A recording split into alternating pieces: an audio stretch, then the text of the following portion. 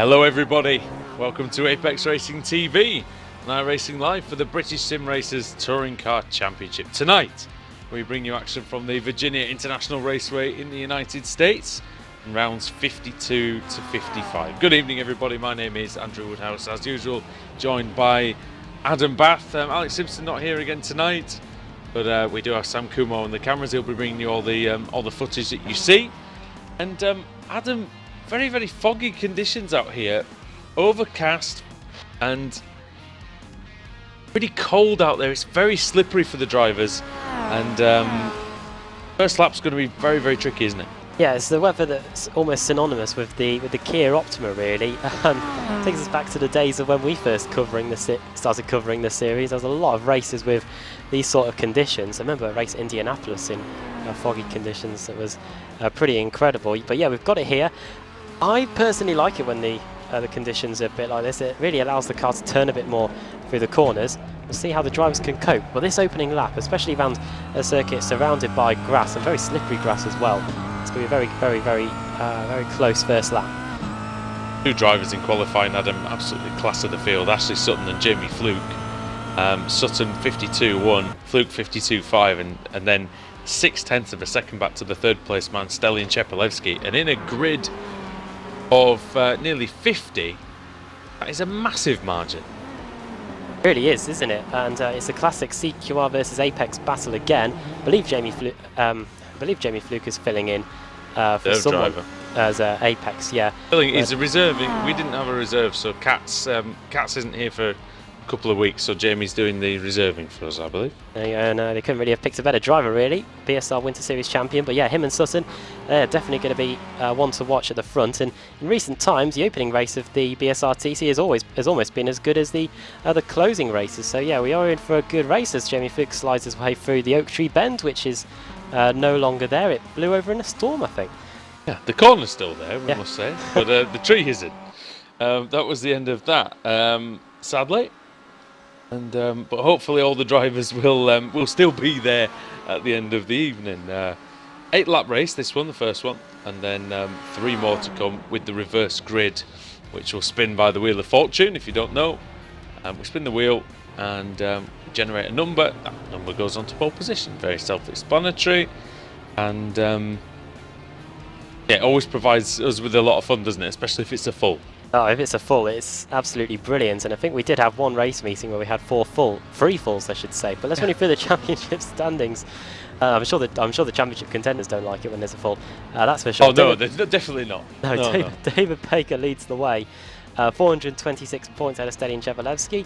Wojciech Swidovic in 3rd, Dan Kraft in 4th, Ben Hackerson up in 5th for Boosted.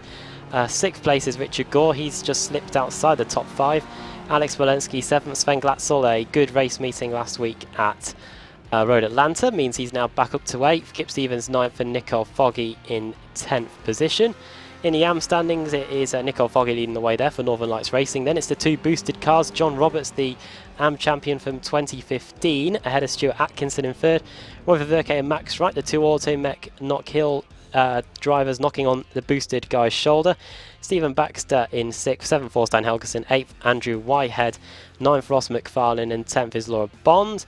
And then in the team standings, as we were saying at the beginning of the show, it's that Apex Racing versus CQRS line battle that's going to rage for the final 80 races or so, and Apex Racing 49 points ahead of CQRS line. That is pretty close in terms of team standings. Boosted 3rd, ProSim 4th, CQR Race up in 5th, Fanatec 6th, Northern Lights Racing in 7th, SimGear in 8th, Automech Knock Hill in 9th, 10th is Automech Performance, 11th is GT Omega with Team Mad, and at the back it is Alphalatech.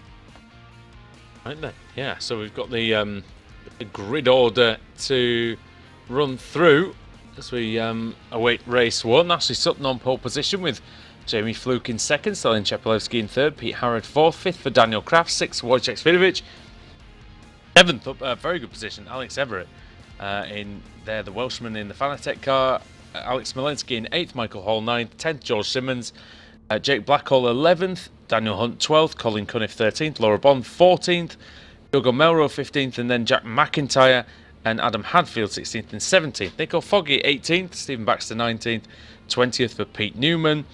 Lewis Bibby in 21st, David Baker down in 22nd on the grid, dear me. Mark Woodhouse 23rd, Paul Smith 24th, Matthew Keeber 25th, 26th Julian Janowski, Max Wright 27th, 28th Scott Malcolm, 29th is Dennis Melcher, 30th Rusty Laidler, 31st Nathan Davies, Stuart Atkinson 32nd, Andrew Whitehead 33rd, just turned 50 years old a couple of days ago, so he'll be hoping to celebrate with some good results tonight. Not a great qualifying for him. Michael Blake 34th, Lauren Murray 35th, Ben Hackison 36th, and then people who've been obviously a bit naughty last week. Josh Thompson received several penalties, 37th. Richard Gore, then John Roberts, Magic Sakovic, Stuart McFadden, Roy Viverke, Ross McFarlane, Jamie Ayres, Robert Graham, and Cesare Rizzo Adam is at the back. There we go, BSR World Series admin back in the day, but yeah, at the back here in the round 1 of the BSRTC, not too long before we get going. Sutton there on the pole. They'll be peering through the gloom. Yeah. Waiting for the lights. Trying to find them, yeah. That's it. And here we go. Yeah, in any moment now we're going to see 46 Kia Optimas battling around Virginia International Raceway. Green flag flies. Some good getaway by Sutton. It's a fantastic one by Stelian Chepelevsky. Fluke got bogged down a little bit. Pete Harrod up into 3rd position for him.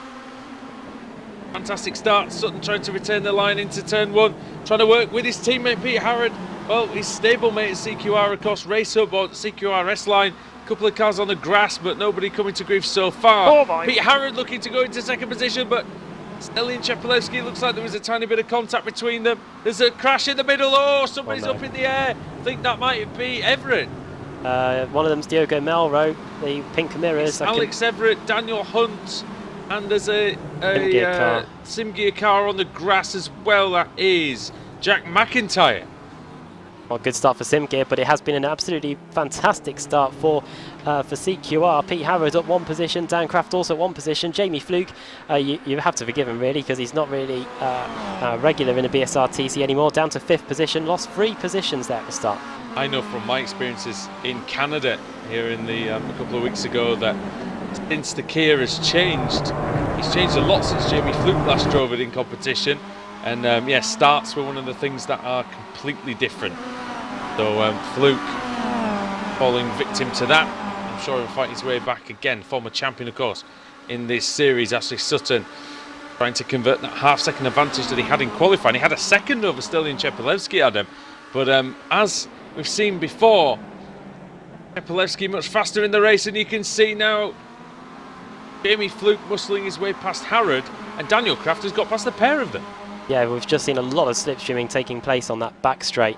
I think we're probably going to see it as the evening progresses, but yeah, fantastic start, as you're saying, by the CQR guys. And yeah, even though Ash Sutton was so far ahead in qualifying, the pace seems to be mirrored, completely different in the race as we come across the line to complete the opening.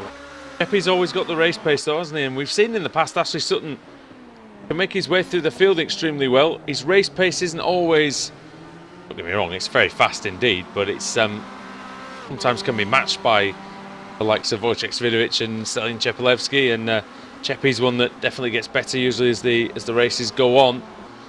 But Sutton has been comfortable leading from the front when he has done that this season. He's got a lot better at controlling the pace of a race, I think, Adam, and preserving his car. He can turn it on when he wants to, though, doesn't he? Always known for doing that. But yeah, order at the end of the opening lap, then Ash Sutton leads the way. Second is Stelian Chepelevsky. He's going to try his best to keep up with the CQRS line driver. At least if he stays within a second, he might be able to get pulled along in the slipstream. But the battle on track that looks the most exciting at the moment is between Dan Craft and Jamie Fluke for that final spot on the podium. Craft running a bit wide, getting onto the curb, and this might allow Jamie Fluke to set him up going onto the backstroke. Yeah, let's see then as they round the Oak Tree corner. Got a good exit, Jamie Fluke. So did Daniel Craft though. Craft took 12 wins in 2016. In for some more of those sweet, sweet podium credits, Adam. They're all important come the showdown, aren't they? Well, we saw in 2015 how important those podium credits were in deciding the title. Barely a few points in it between Katz and Job. Simmons and Smolensky versus Smolensky, yes, down the back straight. And it looks like Alexander Smolensky from Bulgaria is through on George Simmons. Smolensky for Pro Sim and Simmons for Boosted Motorsport. He was in the wars at Road Atlanta last week, Alex Smolensky. So far having a very good opening race. That seems to be him getting back up to where he started now. He's back in 8th. One thing with Smolensky, one thing with Smolensky is he has very good qualifying pace, doesn't he? He seems to show that pretty much every week. Jake Blackwell's into the pits, and he was running in a high position at the time. So I don't know what's happened to Jake Blackwell. Got to think that might be a jump start then. Yeah, the car looks relatively clean. It looks like a stop and go. If he goes straight away, then I'm guessing it's a jump start.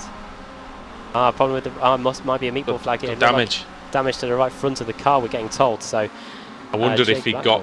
I wonder if he got launched in that accident in the middle involving Daniel Hunt and McIntyre. Well, the one thing that's in his favour is that it is a very, very long lap here, and of course you're still in contention if you go one lap down. So if he gets that damage repaired, no fast repairs in the BSRTC of course, and can get on his way in the next 2 laps, he'll still be in contention for a reverse grid pole. No, that's right, and got a good battle here. Speaking of Wright, we've got a good battle between Max Wright and Julian Janowski for 16th and 17th. One sim gear car fallen by the wayside, the other one still going relatively strongly here in Janowski. And Janowski, in front of course, who has claimed victories before in several series. He was a Kia World Series champion, of course. Baker versus Foggy just in front of them as well.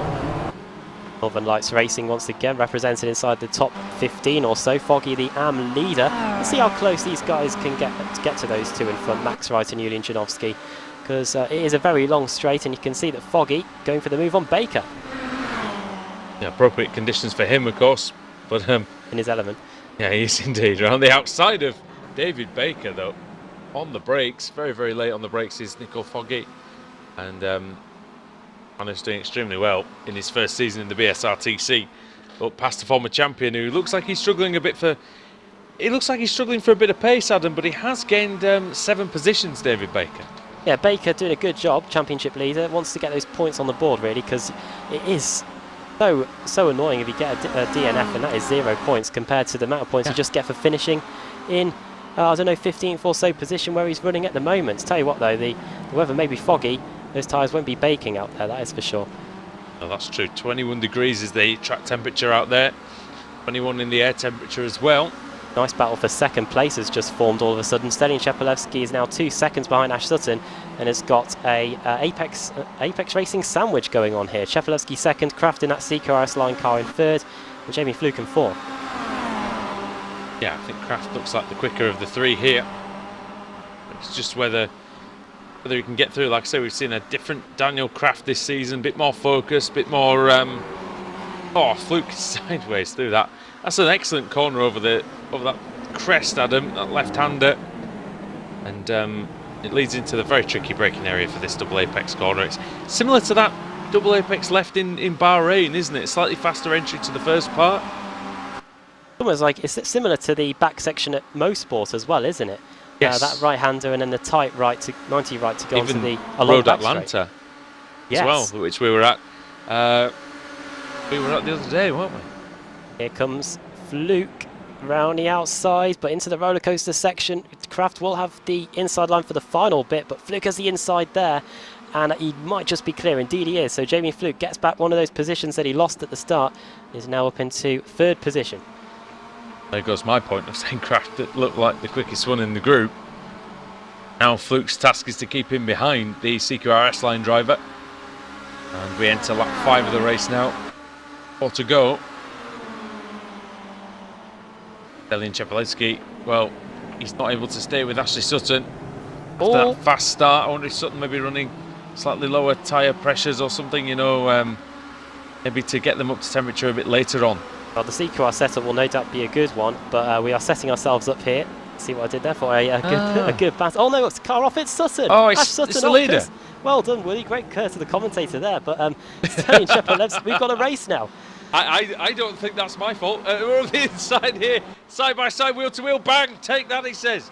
As Stelian Chepelevsky and Ashley Sutton go into battle, and here comes Jamie Fluke. Now he's not going to be left out. And now the top 3 are battling away. Jamie Fluke is able to get back to Ash Sutton. These 2 were the cream of the crop in qualifying, but who's going to be taking the trophy here with 4 laps to go? I did a few laps here of practice earlier on just to see what the conditions were like, and it's very, very slippery out there. It's understandable that Ashley maybe just slithered off the circuit. But he needs to reset himself now, doesn't he, Adam? He cannot allow Stelian Chepelevsky to get back and claim those points, because he needs to take points, of course, off the Apex drivers for the championship, because Sutton is not a championship contender.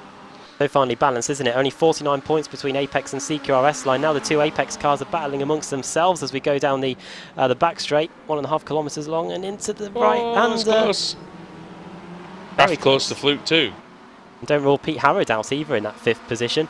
Top 5, very close. Sorry, you've got to give a lot of credit to Pete Harrod. I remember when you covered, because I was driving in the series, Season 2 or Season 3 of the Club Series, and it looked like Pete Harrod just sort of struggled, didn't it, for a while, where he didn't quite have that speed maybe in the car that he had when he won the first title, and then suddenly he just came back to life, won a 2nd title, and ever since then, and coming back into the main series, been absolutely outstanding. It's another story of progression, isn't it? Pete Harrod, when he first moved from the Club Series over to the BSRTC, was probably fighting for top 20s, but now here he is in the main CQR team, battling for, or CQR racer I should say, battling for the top 5 spots. He nearly qualifies in the top 10 nearly every week as well, so very, very quick on the single lap, Pete Harrod, and he seems to be gelling with that CQR team. They all get on very well though, don't they, Adam? A good social team, and it seems like they it reaps the benefits for them having two squads of drivers, of course.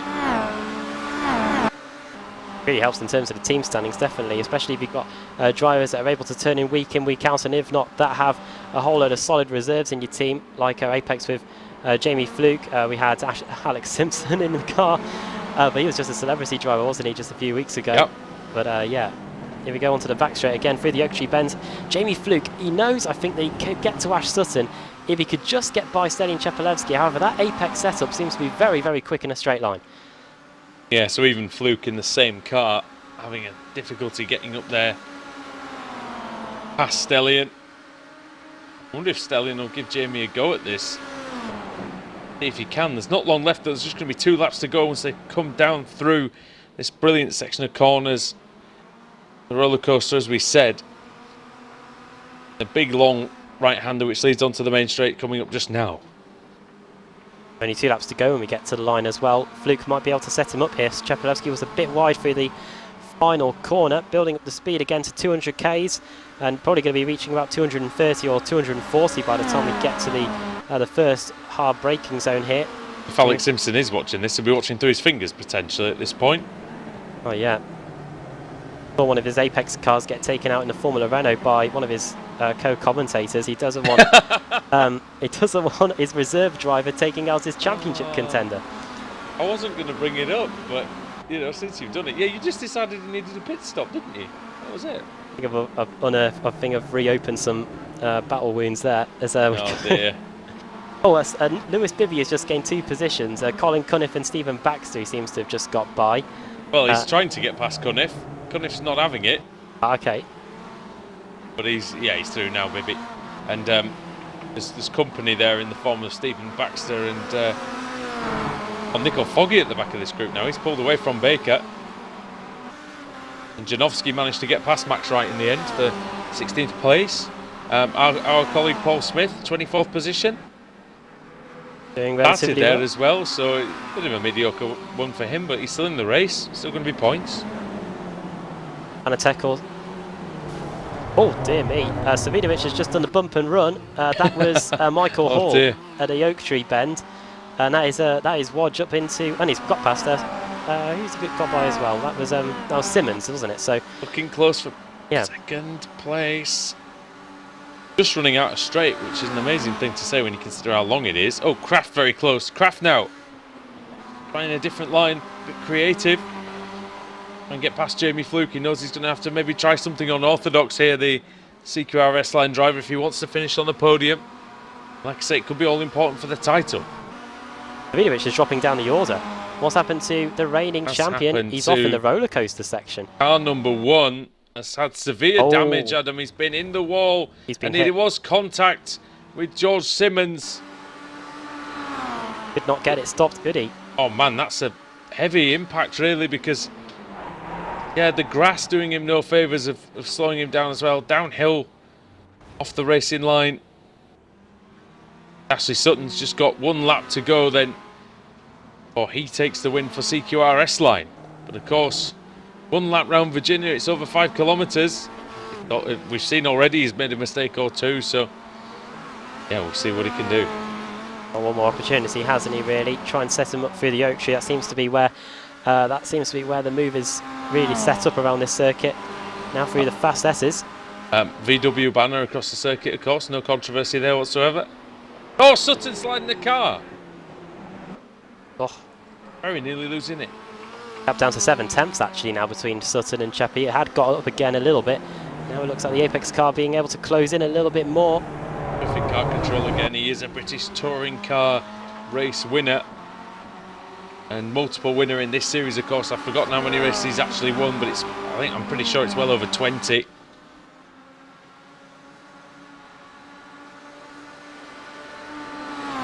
Half a lap to go now, or maybe even a third. It is closer though, isn't it?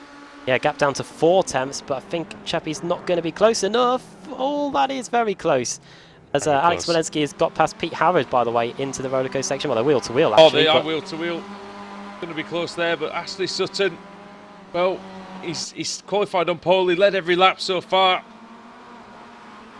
Led most of the race, apart from maybe 1 or 2 corners, and comes across there to take the win here, the first one of the evening, and it's going to be Delian Chepalevsky who gets 2nd place ahead of Jamie Fluke. Who got that? It was Pete Harrod who got that over Smolensky. It was a really, really good race to start off with here in the BSRTC. They're still going at it here. Look at, there's a gaggle of them. That's Melrose and Thompson. And Thompson, look at that, 19th from 18th place from 37th on the grid in race 1. Fantastic job there, proving that overtaking is relatively easy around this circuit, possibly. Stuart McFadden, another 18 positions gained as well for the young Scotsman. He gets 23rd. I wouldn't say that. I've raced here before. It's certainly not easy to overtake here. Laura Bond was out early on as well. We missed that one, and then we lost Ross McFarlane a couple of laps ago as well. Yeah, I think everybody finished. Richard Gore's still going. What happened to Gore? Did we see what happened? Richard Gore. Got some damage on that? I'll just have a look at his lap times. He must have been involved, I think, in the first corner mishap. Yeah. The opening sector of the lap, yeah. Because every other lap time seems pretty much fine after that. But every cloud, because he will be one of the cars eligible for the reverse grid. He'll come across the line now. We'll see who else is eligible. Well, like every fog has a silver lining, isn't it? These cars need a few fog lights, I think, out there. And yes, hopefully the fog will clear up for race 2. Well, let's hope if he does get the reverse grid pole, it won't have a gory ending. Oh no, the Richard Gore button would be well pressed. I'll run you through the results then. We're going to get that reverse grid draw, of course, once Adam's finished doing the reading out the classification, which might take a while. Oh yeah, well we'll try and make it as easy as possible. Ash Sutton takes the win. Delian Chepalevsky only half a second behind in the end. In fact, the top 3 were separated by less than a second. That's quite a bit of a big margin in BSRTC terms, you could say. Dan Crafton 4th, 5th is Pete Harrod, 6th Alex Walensky, 7th George Simmons, 8th Michael Hall, 9th Adam Hadfield and 10th for Stephen Baxter, 11th for Lewis Bibby, 12th for Nicole Foggy, 13th for Colin Cunniff, 14th for Dave Baker, 15th for Julian Janowski, 16th Pete Newman, 17th Max Wright, 18th for Josh Thompson. We documented how well his race has gone. 19th for Matthew Keeber and 20th for Diogo Melrose. 21st place for Rusty Lader, 22nd for Mark Woodhouse, 23rd for Stuart McFadden, 24th after starting there Paul Smith. Then it's the reigning champion Wojciech Swidovic, 25th position after starting 6th on the grid. Contact with Simmons at the beginning of the roller coaster section really put pay to a top 10 finish for him. Ben Hackison finishing in 26th place, 27th for Scott Malcolm, 28th for Dan Hunt, 29th for Dennis Melcher, and 30th for Andrew Whitehead.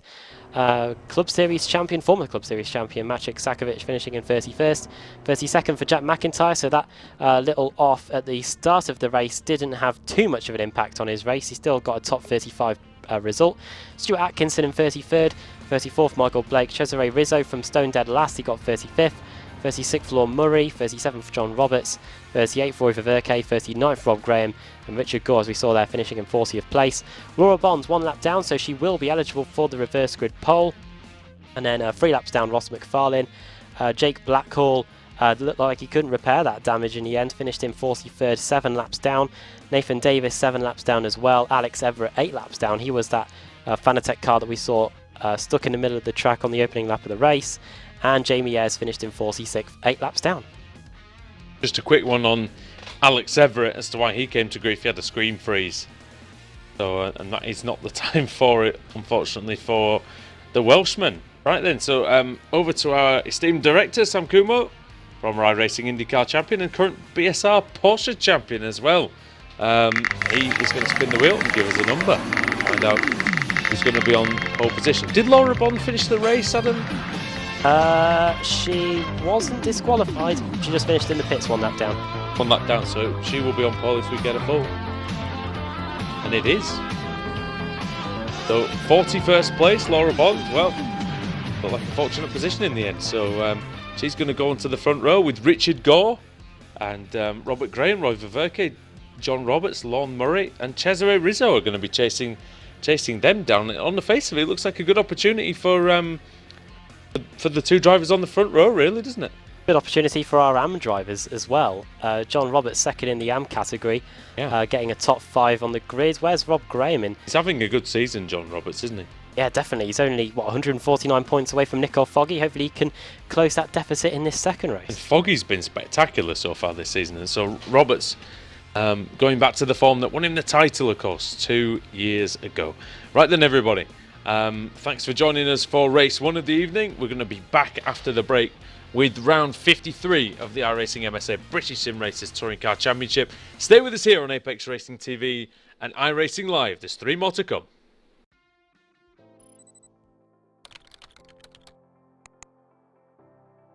iRacing.com is a sim racing game that combines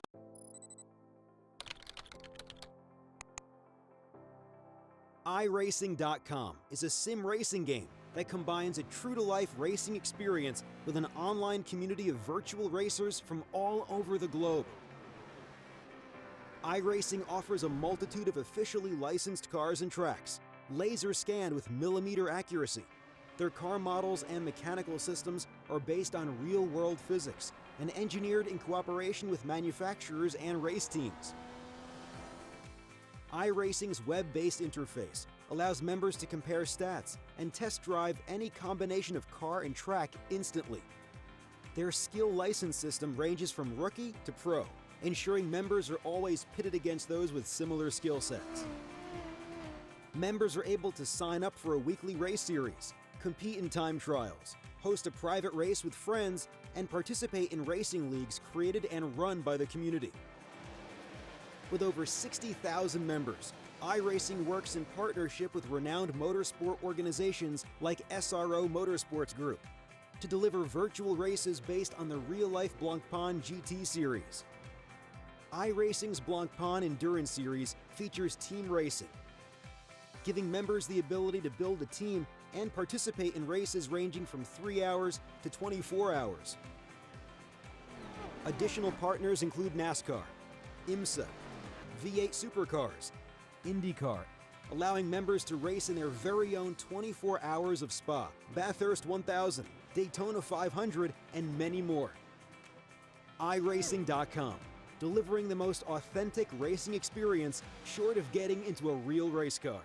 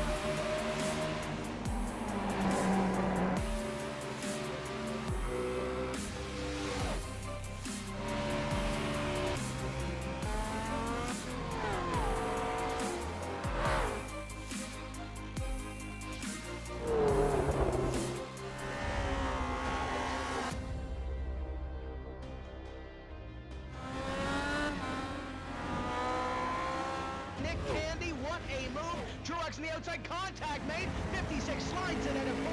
Who's going to be at the stripe? Dead even, give it to Ryan Truex. Truex is your winner over Tandy.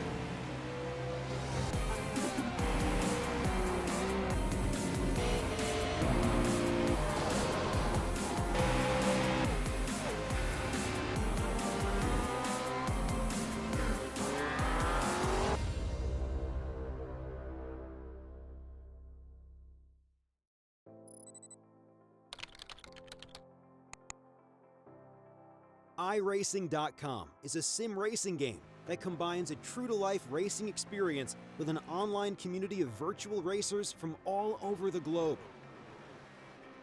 iRacing offers a multitude of officially licensed cars and tracks, laser scanned with millimeter accuracy.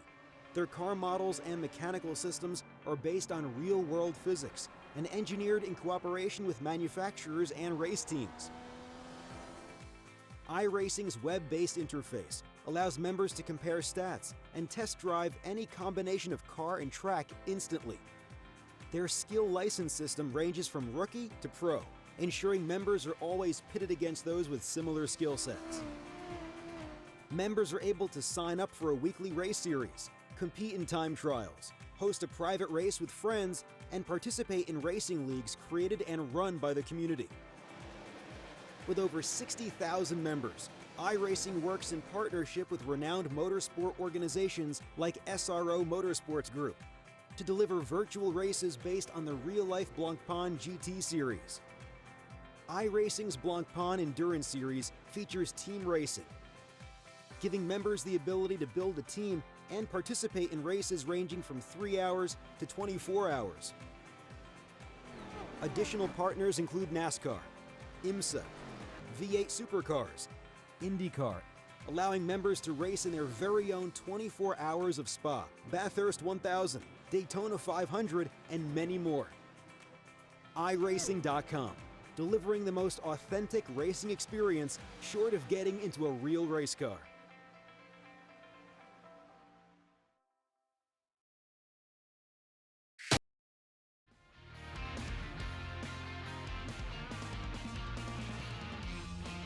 John is on the grid here at Virginia for round 53 at the iRacing MSA British Sim Racers Touring Car Championship. Andrew Woodhouse alongside Adam Bath and Sam Kumo. And Adam, full reverse grid, 41 cars reversed. It should be brilliant, shouldn't it?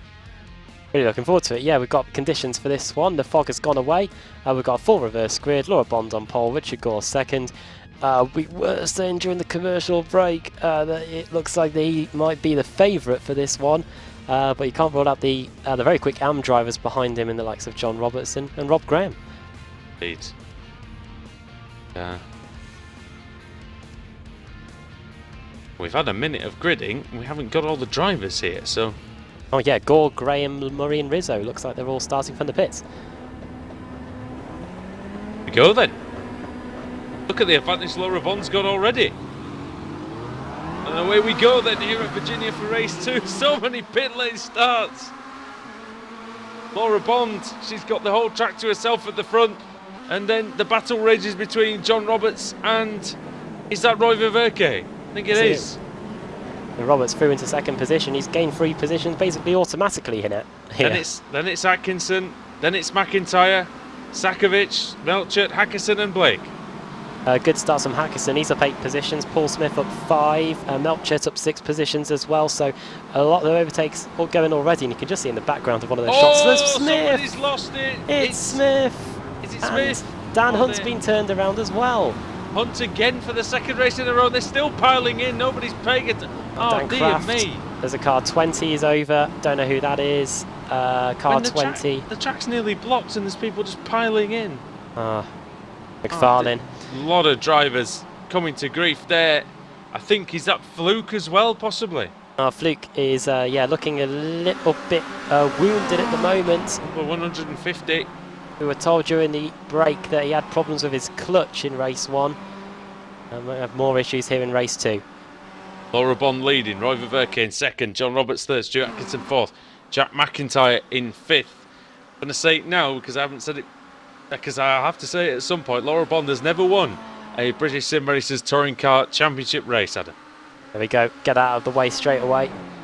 She's got a 1.3 second lead. I think the only casualty that's resulted in a tow from that mess at the start was Dan Hunter's. There's cars off, it's Hackerson. Oh, he nearly collects. Oh, dear me, and that's Michael Blake, who has to nearly come to a stop. And behind them is Andrew Whitehead. Like I said, he just turned 50 a couple of days ago. Wojciech Svidovic, car number 1. He had a crashing race one, didn't he? And yeah, having to fight through the field here. Over the line and to complete the opening lap. Looks like the Wojciech's going to get the move done on Andrew Whitehead. Maybe a bit of sensible driving there by the boosted car, allowing the number 1 guy through. And a battle here, McIntyre trying to go around the outside of Stuart Atkinson. Off goes Robert Graham, is it? No, it's Sakovic, sorry. Maciek Sakovic, or GT Omega and Team Mad, going a bit wide. Laura Bond leads by 1.7 seconds. All of a sudden, it looks like that Savinovic might be one of the drivers you could throw into the hat for a chance to win this one, possibly. He's only 5.8 seconds away from Laura Bond. We have got 7 laps to go. It looks like he's falling back towards Michael Blake, though, Adam. Oh, I see a bit of 2 wide action just going in the back end of my shot. That is Scott Malcolm and Diogo Melro. That is 12th and 13th. In fact, Svidovic isn't falling back. Sorry, I think there's been a slight problem for Whitehead because he's dropped back a couple of places. There's a boosted car going across the grass, but I can't pick up. It's Stuart Atkinson. He was in 4th. He's now in 8th. There's a place for Wojciech Svidovic, as we said. He comes, and then it's Melro. And look at this in the middle. Michael Hall, number 29. Oh, sorry, that's Rusty Laidler. And then you've got Cunniff, Keeber, McFadden, Ibby, Hadfield, Baker. I think Atkinson, or one of the boosted cars, has got a problem. Yeah, Atkinson, he's pulled off to the side of the back straight here. So yeah, he looks like he might be touring. Be a slowdown possibly as well, couldn't it? Oh, how close that was. How close was that as they all come flooding through? I think Pete Harrod was. Oh, off goes a GT Omega car. It's Woodhouse. Mark Woodhouse in was car 57. He was in about 23rd place when it happened, but yeah, he's going to have lost a few positions there now. Back into the field. This massive train we've got, starting with the car of Colin Cunniff, then Matthew Keeber, then Stuart McFadden. He's wheel to wheel with a Fanatec car of Adam Hadfield going into the first corner. Oh, there's off. Off goes 61. That is Cunniff. Cunniff Off, and look at this Hadfield and Bibby. This is an explosion waiting to happen. I think with these two on the same piece of track together. No offence, boys.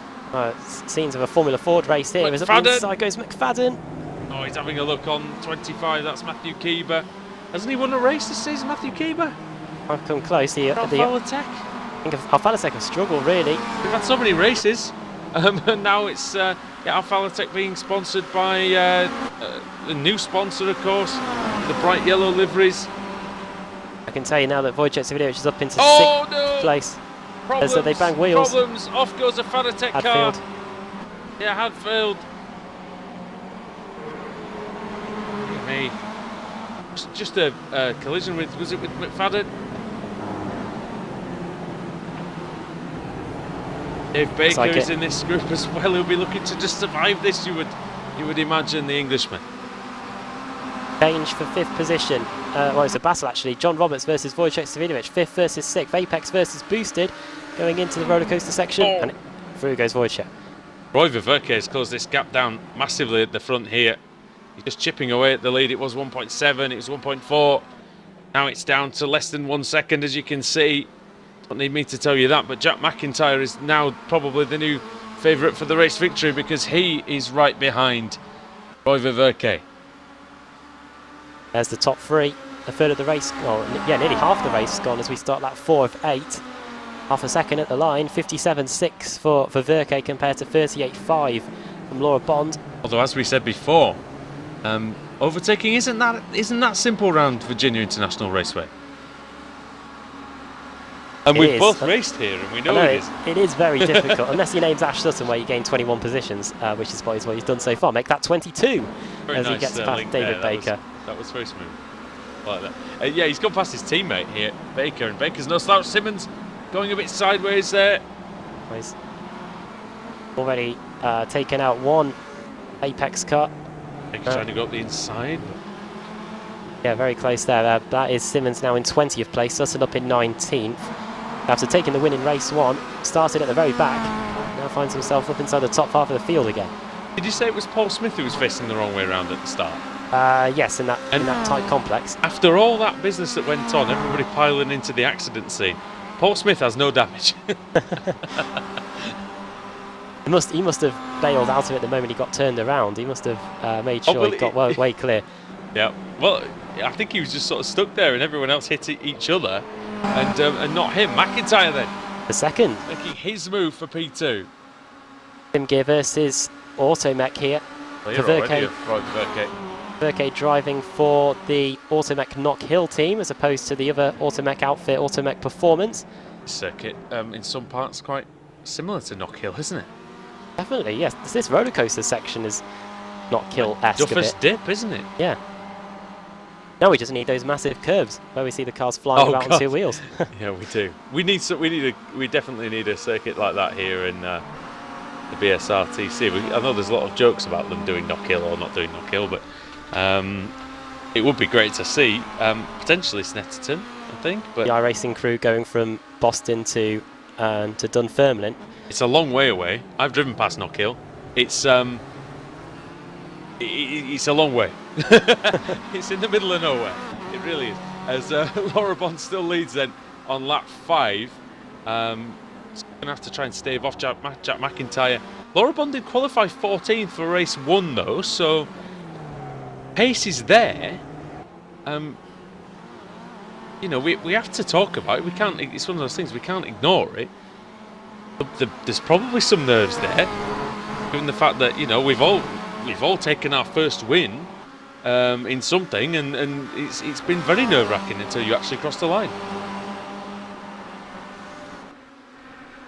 That's why I think maybe the true is maybe not showing the ultimate true pace that she can, but yeah, we've got wins at Montreal and Charlotte Road Course. I think Virginia International Raceway a bit more difficult than those two, I'd probably say. Oh well, I mean, maybe no, I would say that they're all difficult in their own way, aren't they? Charlotte Road is very a tough one. Not easy. You might get stuck in a gate or something. It's Laura Bond then. She's going to have to defend for all her might because Jack McIntyre getting ever closer in that luminous yellow and black Sim Gear car. Car number 47, he's thinking about a look into this top section here. And that would have been from a long way back. McIntyre just saying, I think, just doing a bit of a rehearsal. Possibly for next lap, or will he try and have a go sooner rather than later? He's definitely quicker, is McIntyre, but he looks like he's not really doing good setup work here. Tries to get the best opportunity to pass Laura. There's the confidence there of McIntyre to get on the brakes at the latest possible time without the car falling away from underneath him. Only 3 laps to go. He may go the inside here, no. In the background, wheel to wheel there, it's Hackerson. One thing. Oh, no, that is contact, and that is Savinovic through. He might get 2 positions here. Savinovic is going to try and sneak through on Roy Verke now. This will be for another spot on the podium here. Oh, he's on the grass. Savinovic is a little bit out of control, but Polish driver makes it stick, and Hackerson through on Verke as well. Verke getting shuffled down to P5. Yeah, I think Verke knew that if they went wheel to wheel into that left-hander there, they wouldn't end too well, and dropping down to 5th place. He'll be in need of a good result for Verke because in the AM standings he is in 4th, and with John Roberts behind him, be able to gain some points on, and Nicole Foggy down in 18th place. It's going to get some good points towards the AM Championship. Yeah, concerning McIntyre, especially with not making a move into turn 1. Turn 1 is not the place you want to overshoot the corner, is it? Oh, contact! Well, he's overshot the mark there, I think. He's made contact, and here comes Wojciech Savinovic. There we go. My prophecy could be about to fulfill itself here. McIntyre on the gravel. And now here we go then. He has to defend surely because he's still thinking about the race victory, McIntyre. This is music to Laura Bond's ears. The gap's gone up to half a second. He's very late on the brakes here though, Adam, isn't he? We've seen it. He is no slouch, Jack McIntyre. He is very good. Here we go. He's won at the Nordschleife before. Savinovic. For the lead almost. Is he going for it all here? No, he wasn't, is the answer, but McIntyre has to back out of it now. And he may be able to come back at Wojciech Savidovic. It just depends on how aggressive Savidovic decides to be. Bond's made a mistake through the final corner, final part of the roller coaster section. This could be the lead right here as we start the penultimate lap. Covering the inside then, Pro Sim car. 2 laps to go, it's very tense here. Bond versus Savidovic. For the victory possibly. Oh, Savidovic is slithering wide. McIntyre's trying to get involved now. We'll get the grip on the exit. Bond has the shorter run, but Savidovic has the inside line. And Bond is trying to brave around the outside. Savidovic, reigning champion, goes through into the lead. McIntyre's thinking about it as well, but it's a very tricky part of the course. Hackerson taking the opportunity to try and oust McIntyre from the podium. And he has done now, but what cost, Adam? Nearly a collision between the two. I would probably go as far to say that might have cost them a chance of maybe winning this race, because they've now got to get past Laura Bond before they can get to Savidovic, and Savidovic is now nearly a second up the road. Let's face it, there's nobody really quicker than Wojciech Savidovic. I'd debate that for a long time. I think Hackerson is very quick, as is Jack McIntyre. But they've got to come. They may come to blows here. It looks like a slowdown for Hackerson. He has to cede. Oh, I hear a bit of contact. I don't know who it was that hit the wall on the exit. The inside of the oak tree, perhaps. He was very tight to the inside, but extremely close. She's got a job on now to try and catch Wojciech Savidovic. I think he's just too quick. He's the reigning champion, but we'll see. It may be a first victory for Laura Bond. We'll have to see what happens there. Roy Ververke has driven a fantastic race. He's in P5. I tell you what, if anything kicks off between these 4 drivers at the front, Roy Ververke may still take a win for himself. Oh, saw someone going very sideways in the background. That's Rusty Laidler. He was in 9th position and he hits Michael Blake. Those two scrapping over 9th and 10th. Good job by Michael Blake. Yeah. Oh no. Sideways. And that'll allow Laidler through. Laidler going into 9th position. That's Ash Sutton as well. Oh, is it? Yeah, 31 positions gained. Nothing new there. Just a few. Sutton, nothing new there. He's also got some damage to the rear of his Kia Optima. On the inside goes Sutton. On Laidler. Teammates here. Oh, well, it's going to be a little bit of a nudge between those two, wasn't there? I don't often say that Ash Sutton's nearly gained 3 dozen positions during the race. It's quite remarkable. Final lap of the race then here. Credit to Laura Bond, the gap has barely got over 0.6 of a second between herself and Wojciech Savidovic. Car number 116, is that code for how many positions he gains in every race? It might be, it's also the number of my house. But, because Laura Bond. Oh, what a corner by McIntyre! He really took so much speed. Bond is driving like I've never seen. Just going hell for leather now. Just really trying to get somewhere near Wojciech Savidovic. I tell you what, she can get within half a second coming out of the oak tree bed. Savidovic a tiny bit slow into the corner. Got a slipstream opportunity now, Adam. It's not over yet. He's closed the gap down 0.2 of a second just in that oak tree bend, and I might even allow the likes of McIntyre and Hackerson to get pulled along, or maybe not Hackerson, but here they come up the straight for the final time. Gap down to 0.3. It's going to be super close because Savidovic now doesn't have the luxury of a car in front of him to spot that braking point and to really nail the entry to this final section. And McIntyre now edging ever closer, but it looks like Wojciech Savidovic is going to be the one to come through. He's got 2 corners to go. He's got this left-hander and then just the right-hander. Big long corner now onto the main straight, but McIntyre's very close here. The Laura Bond, can he take second place? It's going to be Wojciech Savidovic that takes the win in round 53. Laura Bond P2 and McIntyre P3. Hackerson in 4th. Roy Ververke 5th. Absolutely great stuff. Great battling as well all the way through the field. We see it all happening here. Look at them all flooding across the line. Matthew Keeber went off in the final corner. He was in 16th place. He's now going to come across the line and take 23rd at the end. David Baker just pipping him possibly at the line. No, Baker wasn't able to get ahead of him, but Matthew Keeber losing a few positions there at the end. Chepelevsky gets 27th place with a heavily damaged Kia Optima, and the drivers that started from the pit lane they're still working their way around the course. Richard Gore is just going through the roller coaster section now, and Dan Kraft, who was up near the front in our opening race, he's going down the backstroke. Josh Thompson must have had a penalty as well. He said that he had a few to serve. Oh yeah. Dan Kraft 38th as well. He's not finished quite yet, just coming to the final sector of the lap himself with quite bad damage actually on his CQR S-Line machine. But that was a cracking spectacle, Adam. Really, really good racing, and you know, again, it does deliver as VIR, doesn't it? Definitely does, and that's only race 2, so we have got plenty of time for more excitement and intrigue. And that was another brilliant race. Yeah, Kraft now just coming across the line now. We'll see if that means that Colin Cunniff is eligible for the reverse grid as he comes across. No, he's not. So Dan Kraft will be on reverse grid pole if we do get a full. Running through the finishing order then. And we will see the reverse grid, by the way, just after the classification. Yes. Right, it's 1-1 then in terms of Apex versus CQR. And Savinovic that gets the win. Second, Laura Bond, her best results, I think, of the season and possibly her career. Jack McIntyre in third. 4th for Ben Hackerson, 5th for Roy Viverke, 6th Diogo Melro, 7th for John Roberts, 8th for Maciek Sakovic, 9th for Ash Sutton, there he is, and 10th for Rusty Laidler, 11th for Michael Blake, 12th for Dennis Melcher, 13th for Andrew Whitehead, 14th for Adam Hadfield, 15th for Scott Malcolm, 16th for Nicole Foggy, 17th for Jamie Fluke, 18th for Jim McFadden, 19th for Lewis Bibby, and 20th Michael Hall, 21st Julian Janowski, 22nd Pete Harrod, 23rd for Matthew Keever, just ahead of David Baker, barely 100th in it. Jake Blackhall in 25th, 26th Pete Newman, 27th for Stelian Chepelevsky after starting in 40th, Alex Smolensky 28th, Paul Smith in 29th after getting turned around in the first corner. He was able to salvage a top 30 result. Nathan Davis 30th, then it's Mark Woodhouse in 31st, Rob Graham 32nd after starting from the pit lane, along with Cesare Rizzo and Lorne Murray. Jamie Ayres 35th, 36th Josh Thompson, 37th Richard Gore, then Dan Kraft in 38th.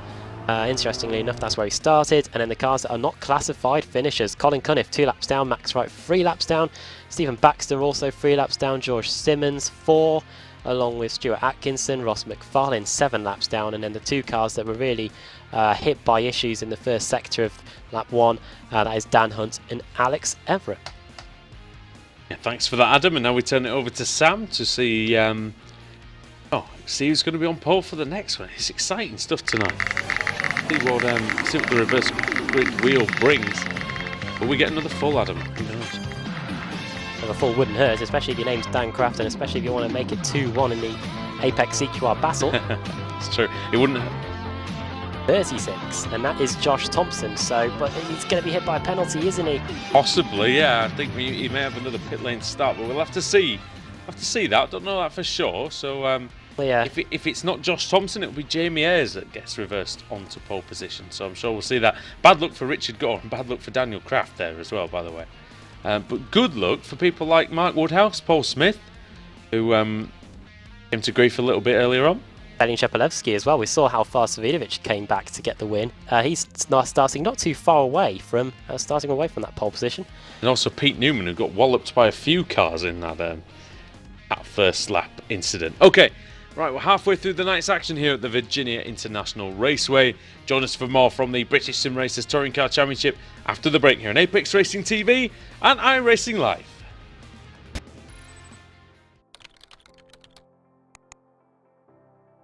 iRacing.com is a sim racing game that combines a true-to-life racing experience with an online community of virtual racers from all over the globe. iRacing offers a multitude of officially licensed cars and tracks, laser scanned with millimeter accuracy. Their car models and mechanical systems are based on real-world physics and engineered in cooperation with manufacturers and race teams. iRacing's web-based interface allows members to compare stats and test drive any combination of car and track instantly. Their skill license system ranges from rookie to pro, ensuring members are always pitted against those with similar skill sets. Members are able to sign up for a weekly race series, compete in time trials, host a private race with friends, and participate in racing leagues created and run by the community. With over 60,000 members, iRacing works in partnership with renowned motorsport organizations like SRO Motorsports Group. to deliver virtual races based on the real-life Blancpain GT series. iRacing's Blancpain Endurance Series features team racing, giving members the ability to build a team and participate in races ranging from 3 hours to 24 hours. Additional partners include NASCAR, IMSA, V8 Supercars, IndyCar, allowing members to race in their very own 24 hours of Spa, Bathurst 1000, Daytona 500, and many more. iRacing.com, delivering the most authentic racing experience short of getting into a real race car.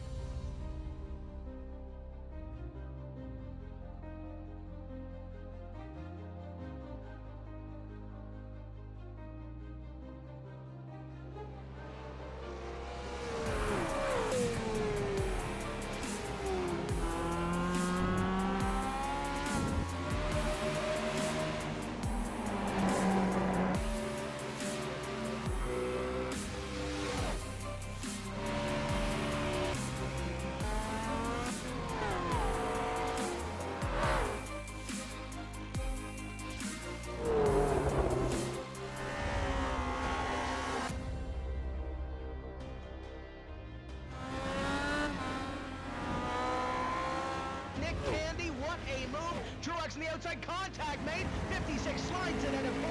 Who's going to be at the stripe? Dead even, give it to Ryan Truex. Truex is your winner over Tandy.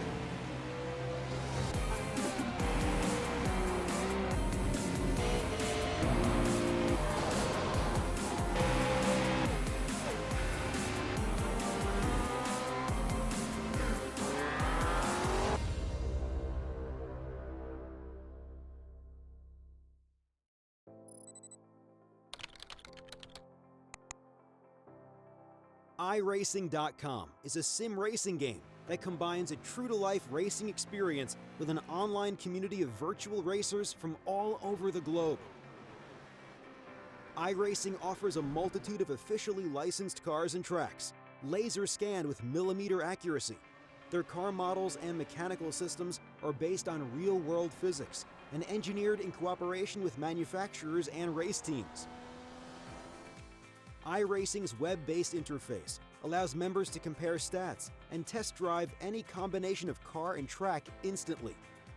Their skill license system ranges from rookie to pro, ensuring members are always pitted against those with similar skill sets. Members are able to sign up for a weekly race series, compete in time trials, host a private race with friends, and participate in racing leagues created and run by the community. With over 60,000 members, iRacing works in partnership with renowned motorsport organizations like SRO Motorsports Group to deliver virtual races based on the real-life Blancpain GT series. iRacing's Blancpain Endurance Series features team racing, giving members the ability to build a team and participate in races ranging from 3 hours to 24 hours. Additional partners include NASCAR, IMSA, V8 Supercars, IndyCar, allowing members to race in their very own 24 hours of Spa, Bathurst 1000, Daytona 500, and many more. iRacing.com, delivering the most authentic racing experience short of getting into a real race car.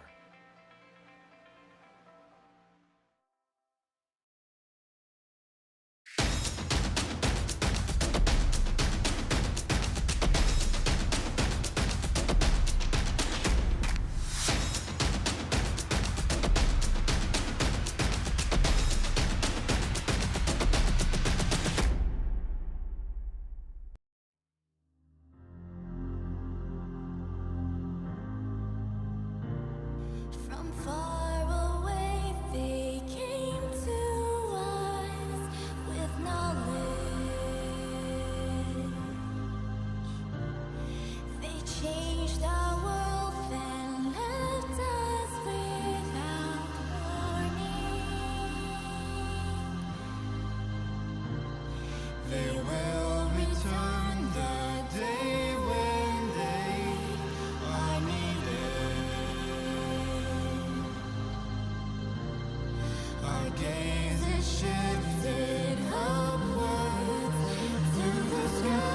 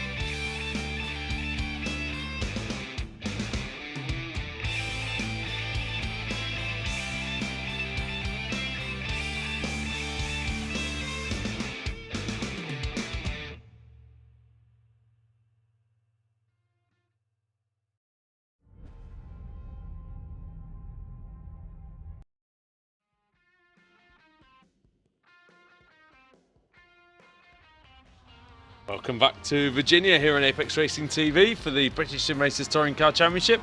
Andrew Woodhouse here with Adam Bath, and Adam, where's the sun gone? Oh, it's gone, hasn't it? What a shame. Well, a shame for the drivers. It's very nice for us, I think, because we're going to see the drivers work a bit more in the opening lap of the race. But yeah, this should be interesting. Very, very slippery out there. Like I say, I drove just anybody who's just coming in now. I drove a couple of laps before the race and earlier on, and goodness me, it was like an ice rink out there. So hopefully everyone will put the brake bias slightly forward and maybe give themselves a more manageable car for the first couple of laps. Adam, take it away with at least some of the grid, maybe. Oh yeah, Josh Thompson is actually on the grid, so it looks like he hasn't been given as many penalties as we first feared. Looks like Jamie Ayres and Lorne Murray, they have got 30 seconds, but they haven't got to their grid spots yet. Cesaro Rizzo has, Rob Graham hasn't. Mark Woodhouse in 6th, 7th Nathan Davis, 8th Paul Smith, 9th Alex Malensky and 10th Stalin Shepalevsky. Other drivers I can see who have not taken their positions on the grid are Michael Hall, Richard Gore and Dan Kraft.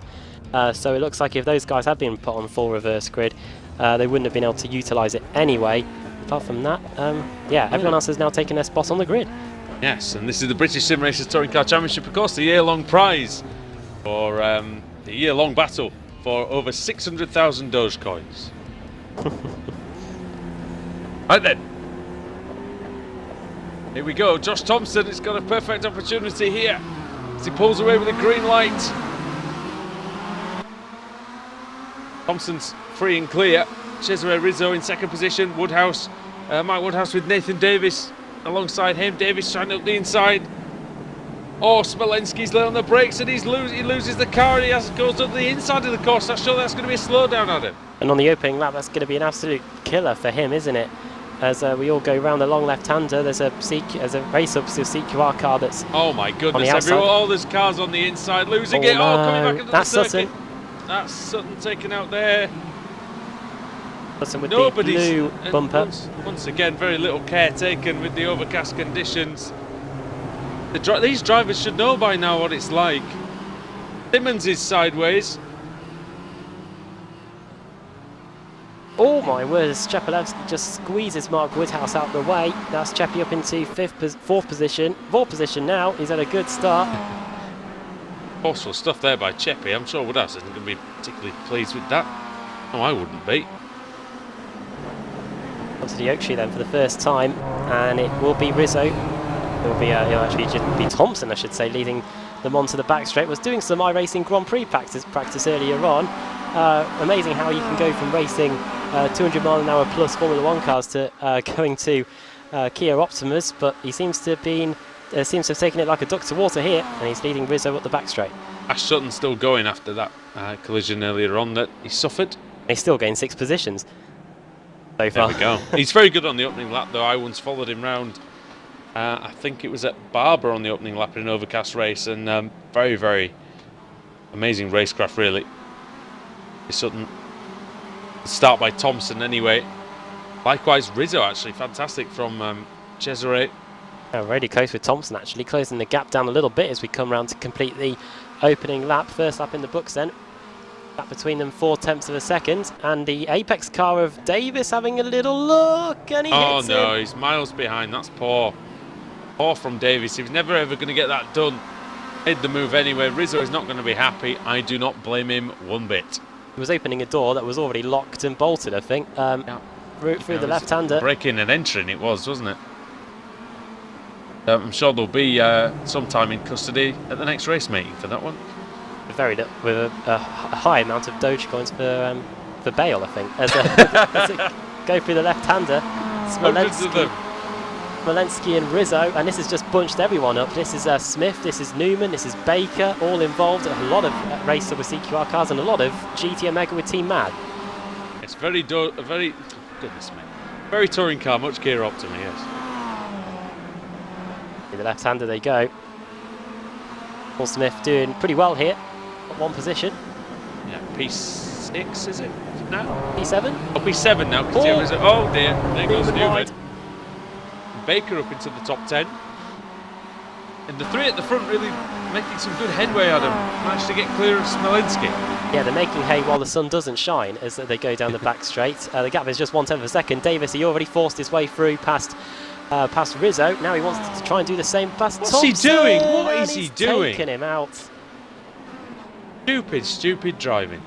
And that is Thompson in the wall. And Ridiculous. I think a few protests will be lodged by the end of this one. Dear me. I mean, I've worked with Nathan. He's a Oh, he's gone right. off now. Instant karma's going to get you and all that. I've worked with Nathan. He's a great guy, but I mean, dear me. What on earth is he doing there? Stallion Chepelevsky will be thanking him a million, I think, because it's now just given him the race lead as they come round to complete lap 2. Yep. Extremely happy he's going to be the Bulgarian. Thompson, not sure what. He managed to get back on the course? He did, but he did get the tyre barrier. Jamie Fluke's come into the pits. He hasn't towed, he's just gone in, so he must have picked up a meatball or a jump start of some sort. I'm trying to find Thompson on my timing screen, actually.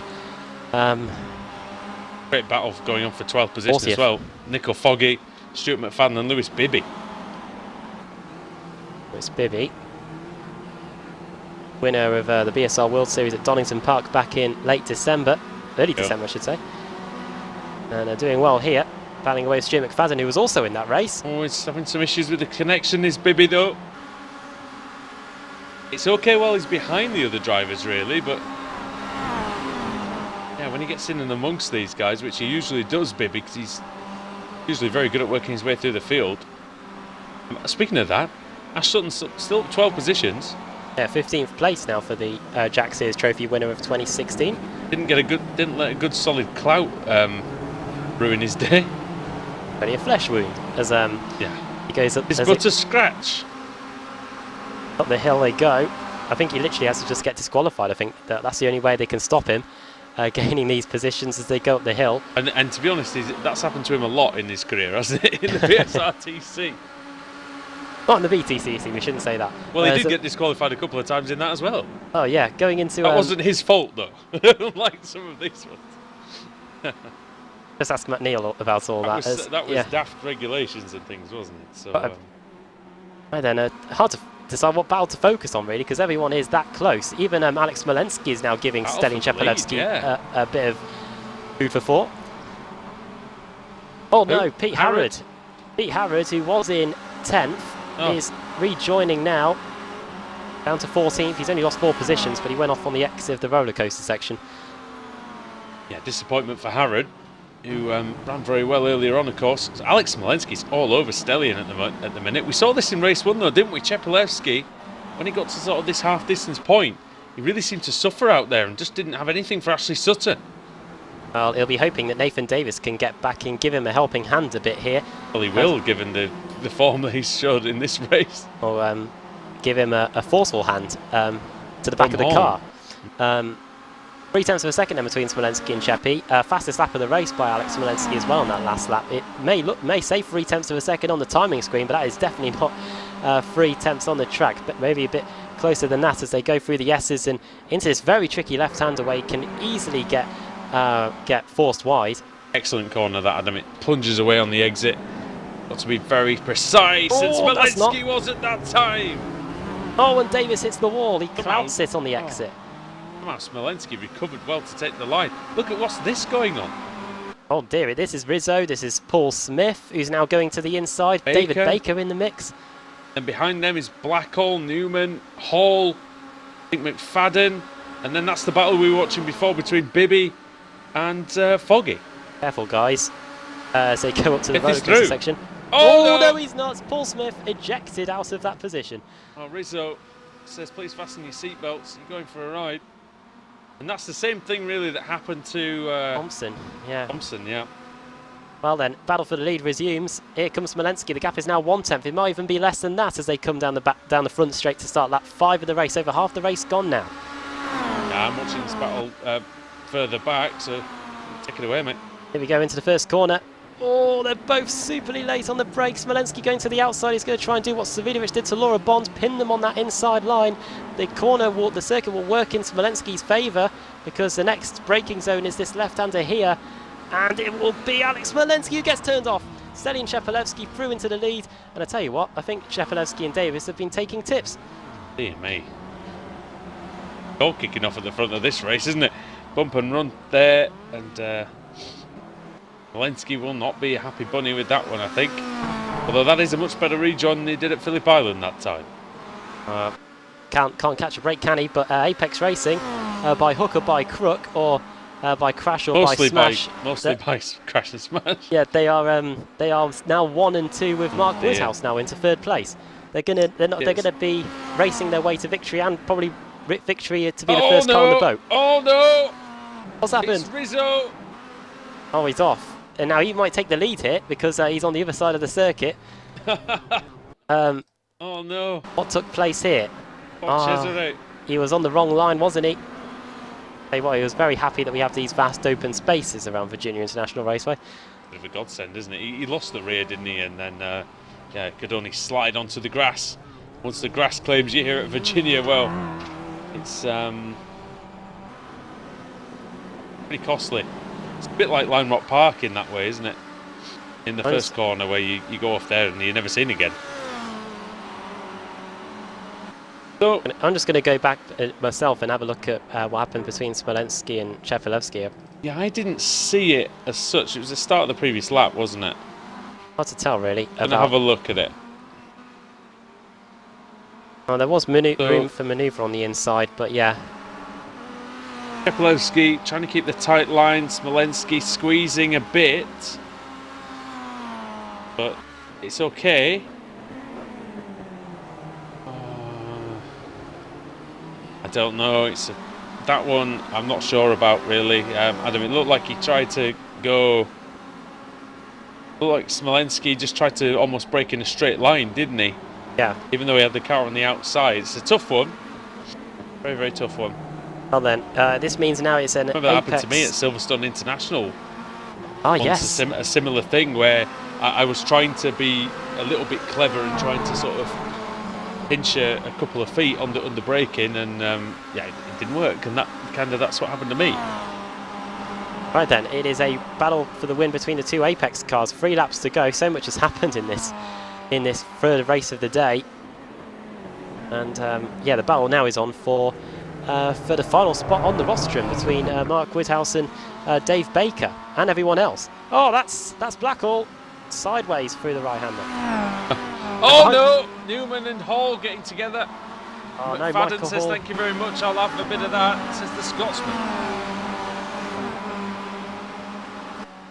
And the back straight we go. Sorry. Here comes Baker for Rizzo, and also Sutton for Newman. And McFadden for McFadden. Adam. McFadden, Newman. yeah, and Newman, yeah. So that's Newman through into 7th. Sutton's actually in front of Newman.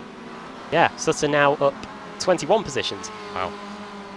Next up is Jake Blackall, who we saw sideways at the Oak Tree Bend, and then after that it's that's battle for the final spot on the podium. Baker's got past Woodhouse. Yeah, Baker's managed to do it. He's got up into 3rd position. And I tell you what, in a meeting where Dave Baker really hasn't showed a lot of pace, Adam, if he can claim 4 finishes, he's made some good results tonight, and a 3rd place, well, that'd do him wonders, wouldn't it?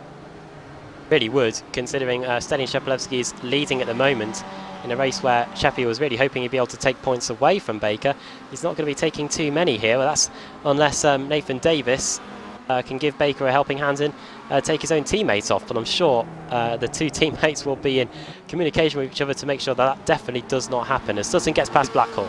Considering that in qualifying Baker was 2 seconds slower than Ashley Sutton, I think he'll be happy if he can come away with P3 here. I think the qualifying times really only matter in that opening race, because once you get involved in the reverse grid, just got to make sure you get those positions. It's just an indicator, isn't it, of how we struggled a bit out there. As what have we got here? We've got Smolensky and Hall pretty close together. Hall dropping down the order, I think. I think he's lost a couple of positions on this lap. Oh yeah, Michael Hall now down to 10th position. He's just been passed by Bibby. No, Smolensky, I should say. Yep. Oh, I thought there was another car off then, but it was Bibby's connection, I think, he's all over the shop. There is a car that's off, but I don't know who it is. They're just rejoining in the background. But here come the leaders then, about to start the final lap of the race.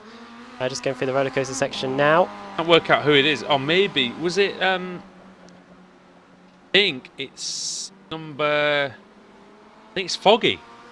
Ah, Nicole Foggy. I did wonder who it was.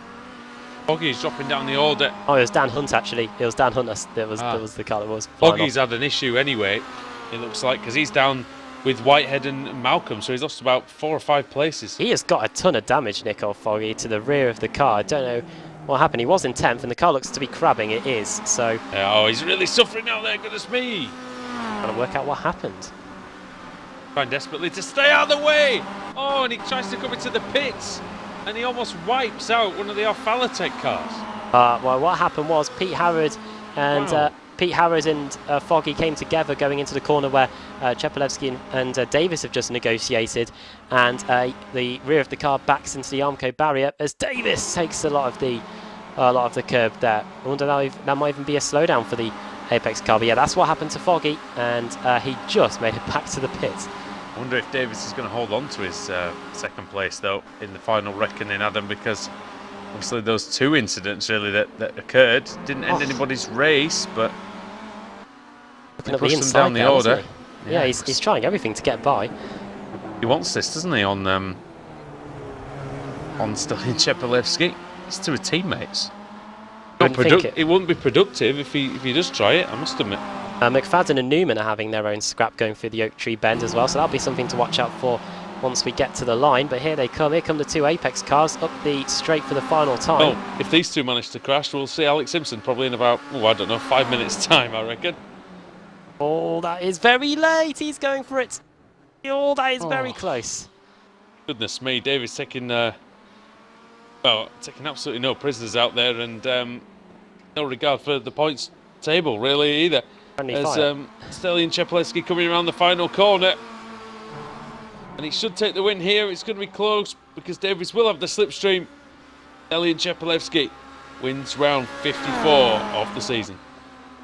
Nathan Davis doing his best. Matt Neal from 2009, I think. I'll talk more about that story in a bit, but here come the rest of the field. Pete Newman just got ahead of Stuart McFadden at the line there. Bibby 9th and Alex Molensky 10th, which is a shame. Whitehead and Malcolm, look how close this is. Coming to the line. Whitehead. Davidovic and Simmons. Excuse me, as they come across the line. That was very, very close, wasn't it? Oh, and Blake and Colin Cunniff. It was Blake by 200ths of a second. And Kip Stevens up 21 positions. We haven't seen Kip Stevens all night. He was pretty okay actually in the Formula Renault. Now we've got a battle near the end. This is Alex. Oh, it's not a battle really. It's Jamie. He beat you, didn't he? In one of the races. Yeah, one of the races. He did better than me in race 4. Well, a whole load of issues were going on in race 4. It wasn't hard, really. You did do well earlier on in the meeting anyway, regardless. Yeah, race 3. That was one epic race. So if you have the time, go watch that on the YouTube. It was a crazy one. We had a couple of crazy ones, didn't we? Ended up being the stopper in the bottle there on the final lap. The BSRTC's provided us with just as much action as we had on Tuesday night. It's absolutely fantastic.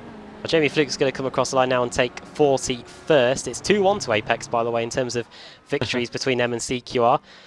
Fluke takes 43rd. He's 4 laps down, and Nicole Foggy's now 2 laps down. So he's going to be out of contention for the reverse grid. It's going to be Alex Everett that's going to be the bull if we get a full.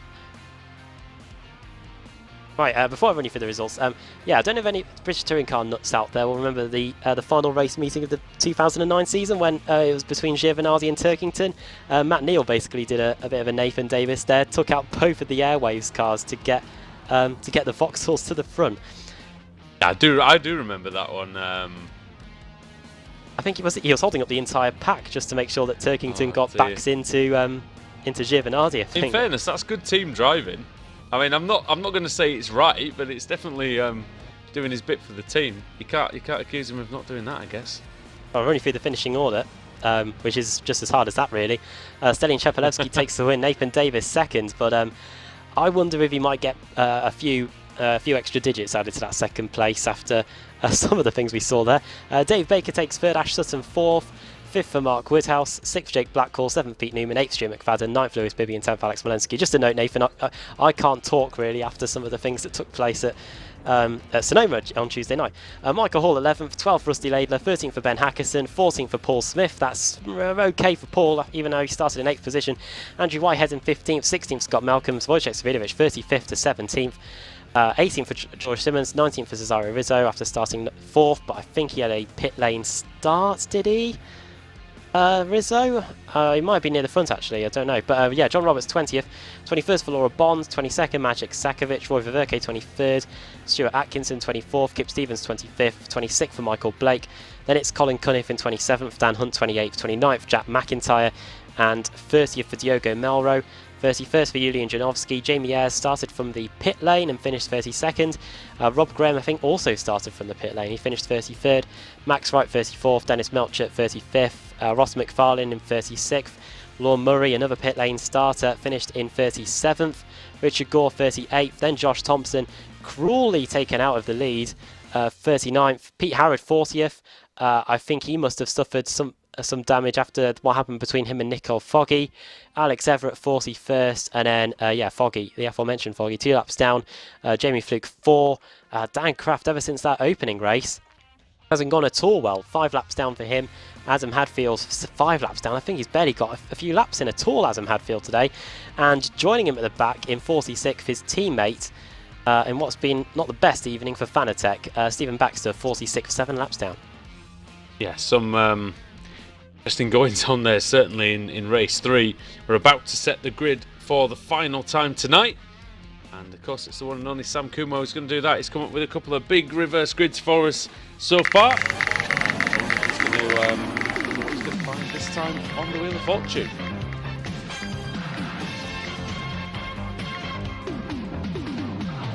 Going to be 4. Max Wright. Yeah, Max Wright. That's right. Yes.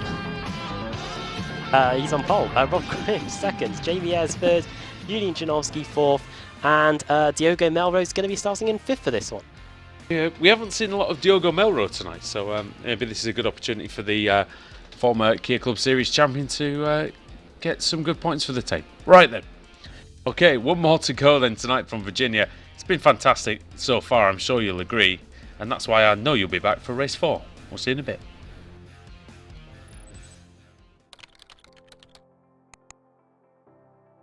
iRacing.com is a sim racing game that combines a true-to-life racing experience with an online community of virtual racers from all over the globe. iRacing offers a multitude of officially licensed cars and tracks, laser scanned with millimeter accuracy. Their car models and mechanical systems are based on real-world physics and engineered in cooperation with manufacturers and race teams.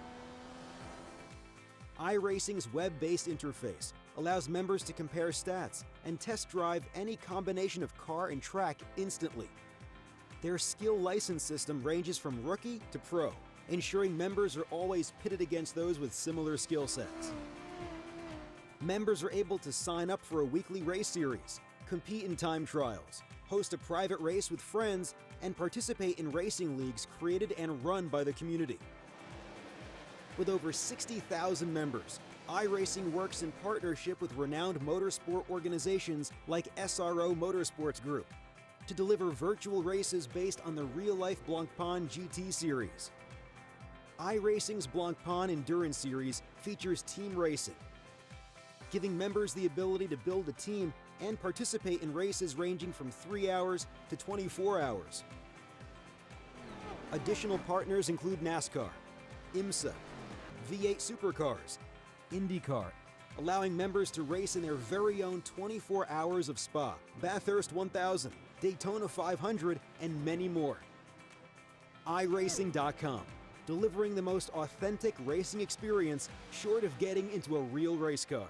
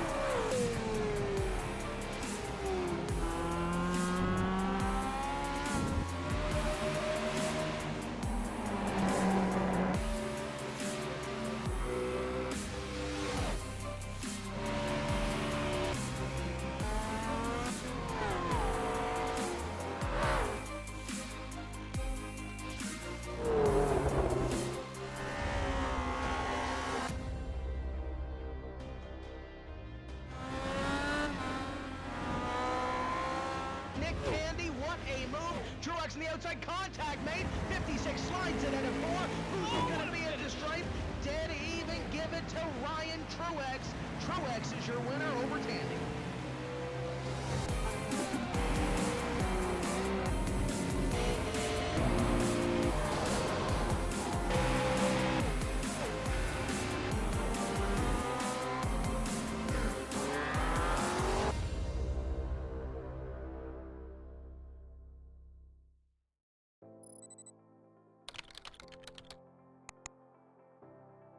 iRacing.com is a sim racing game that combines a true-to-life racing experience with an online community of virtual racers from all over the globe. iRacing offers a multitude of officially licensed cars and tracks, laser scanned with millimeter accuracy. Their car models and mechanical systems are based on real-world physics and engineered in cooperation with manufacturers and race teams. iRacing's web-based interface allows members to compare stats and test drive any combination of car and track instantly. Their skill license system ranges from rookie to pro, ensuring members are always pitted against those with similar skill sets. Members are able to sign up for a weekly race series, compete in time trials, host a private race with friends, and participate in racing leagues created and run by the community. With over 60,000 members, iRacing works in partnership with renowned motorsport organizations like SRO Motorsports Group to deliver virtual races based on the real-life Blancpain GT series. iRacing's Blancpain Endurance Series features team racing, giving members the ability to build a team and participate in races ranging from 3 hours to 24 hours. Additional partners include NASCAR, IMSA, V8 Supercars, IndyCar, allowing members to race in their very own 24 hours of Spa, Bathurst 1000, Daytona 500, and many more.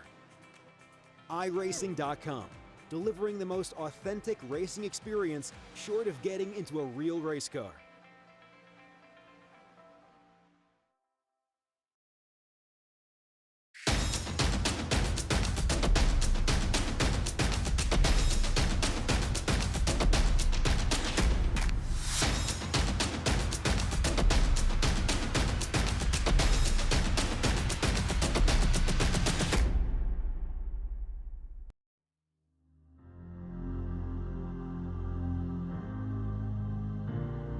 From far away they came to us with knowledge.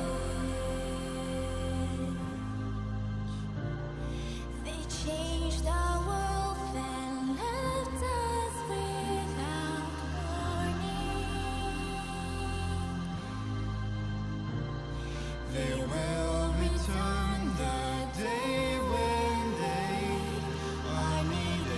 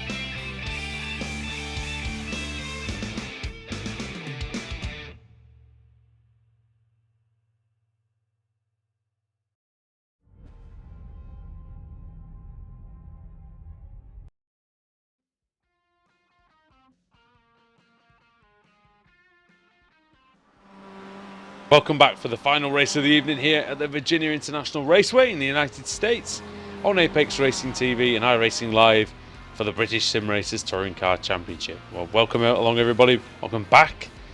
If you've been with us all night, we're happy you've stuck with us. Andrew Woodhouse alongside Adam Bath, and just to tell you, it's only the first bit of action on Apex Racing TV this weekend. We've got the Oceanic F1 Championship, that's tomorrow. We've got the European V8 Supercars on Saturday, and then Sunday sees the 73 Touring Car Championship, is it? I don't know if it's back for another season yet. I don't know the dates, but yeah. There was something else on Sunday on the thing, wasn't there? I've gone and well and truly ruined that, haven't I? Really.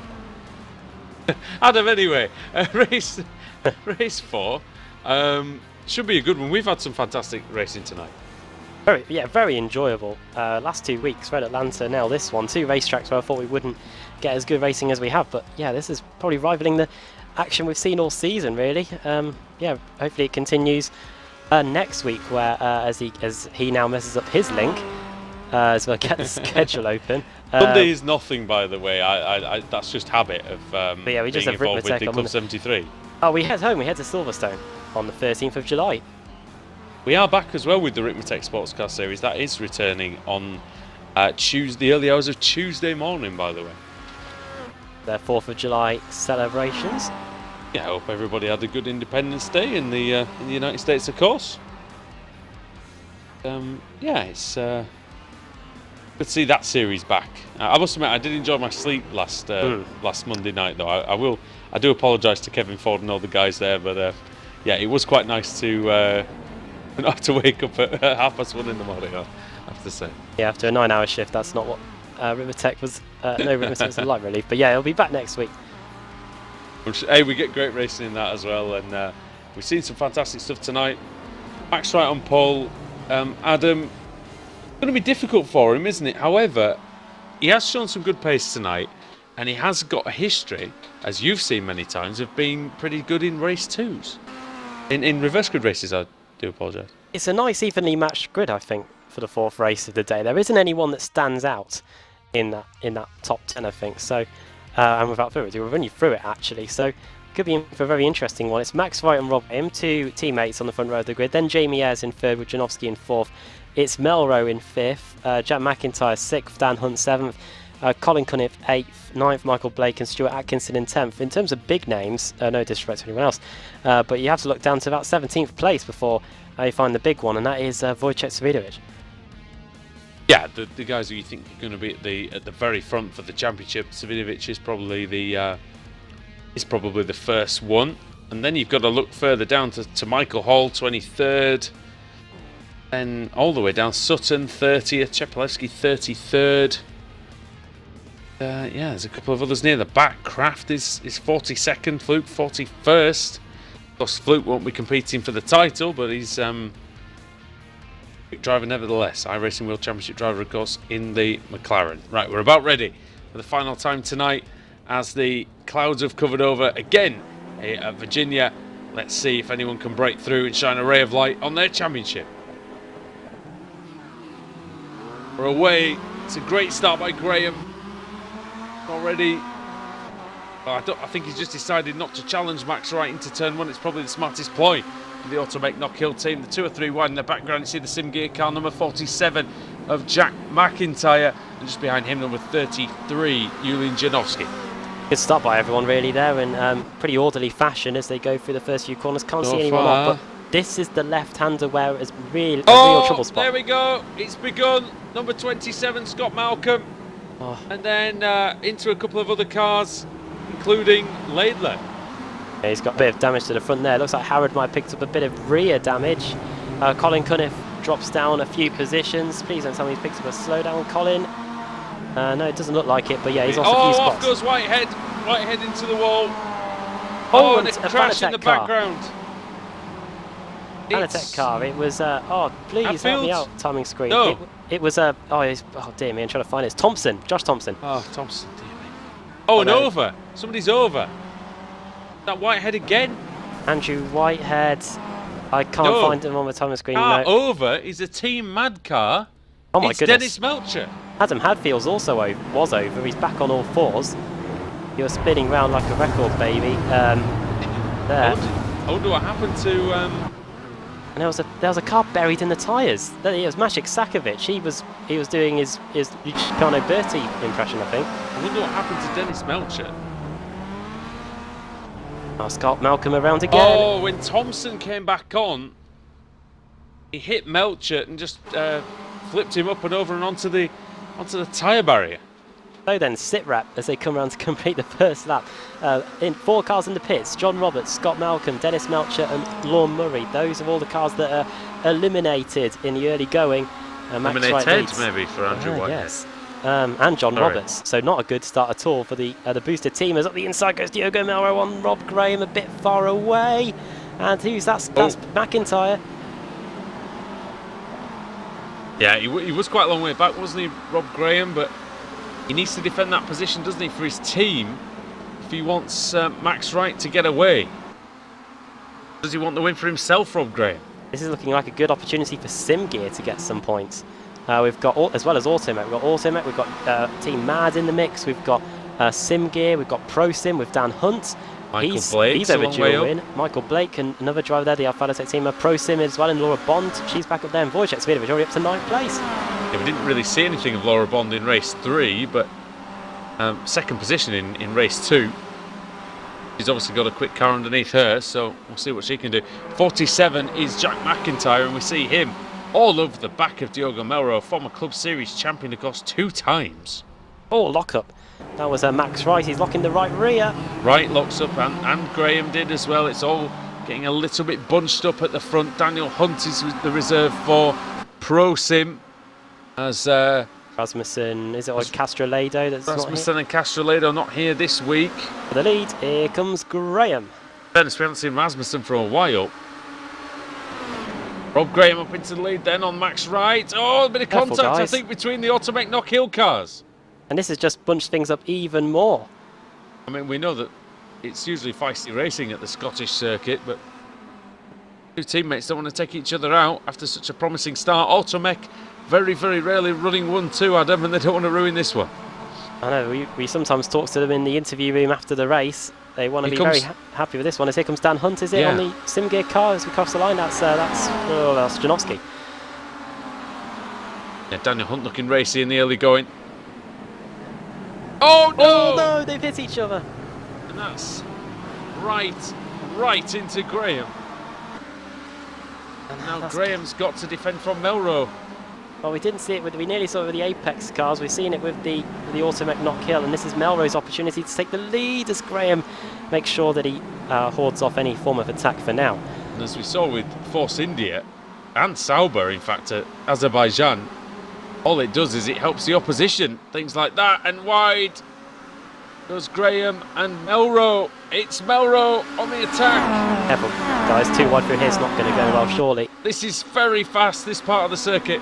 He knows it, and of course this is where he went off in a big fashion in race 2. Left, right, and then there's this downhill left, which is brilliant. As we've been saying, where is exit Max Wright, literally. Exit stage right. Oh, right into the... Oh, Melro makes contact with McIntyre. Oh, he gets forced on out wide there. That's Melro still in 2nd place. Bond and Svidovic as well in the background. You can see that going on. That is that Max Wright in front of us? Yes, it is. So Max Wright takes the lead of the race, but here comes everyone else. That'll surely be a penalty. That'll be a stop and go penalty, I think, or a penalty of a few seconds in the pit lane. At the very late. Oh dear! No. And now he takes out. Oh, off goes Graham. And he takes out Janowski. The Sim Gear car, and that is a car that should not have been involved with the reckoning at the front of the race, and that has just ruined couple of races there, and while all that was going on, Robert Graham lost the lead on his own. Oh my word! Absolute disaster for Automech Knock Hill. Dear me! What a disaster! In all my years of touring car racing, we haven't seen that in a while. That is absolutely awful. And in fact, we need to get a replay of that, because I'm not entirely sure how that. Well, Rob Graham car 31. Oh, he gets hit by Melro. Yeah, he's collided with Melro. But Max Wright should not have been. Janowski was out of control before he collided with Max Wright. Now, if Max Wright had a penalty, a slowdown, he will have had at least a slowdown penalty, right? At least, He's cut a big section of the course, so I think it would have been a straight up penalty. But then he's come steaming in at the top of the hill for no apparent reason. Could he have avoided Janowski because the car was already going? But he shouldn't have been anywhere near it.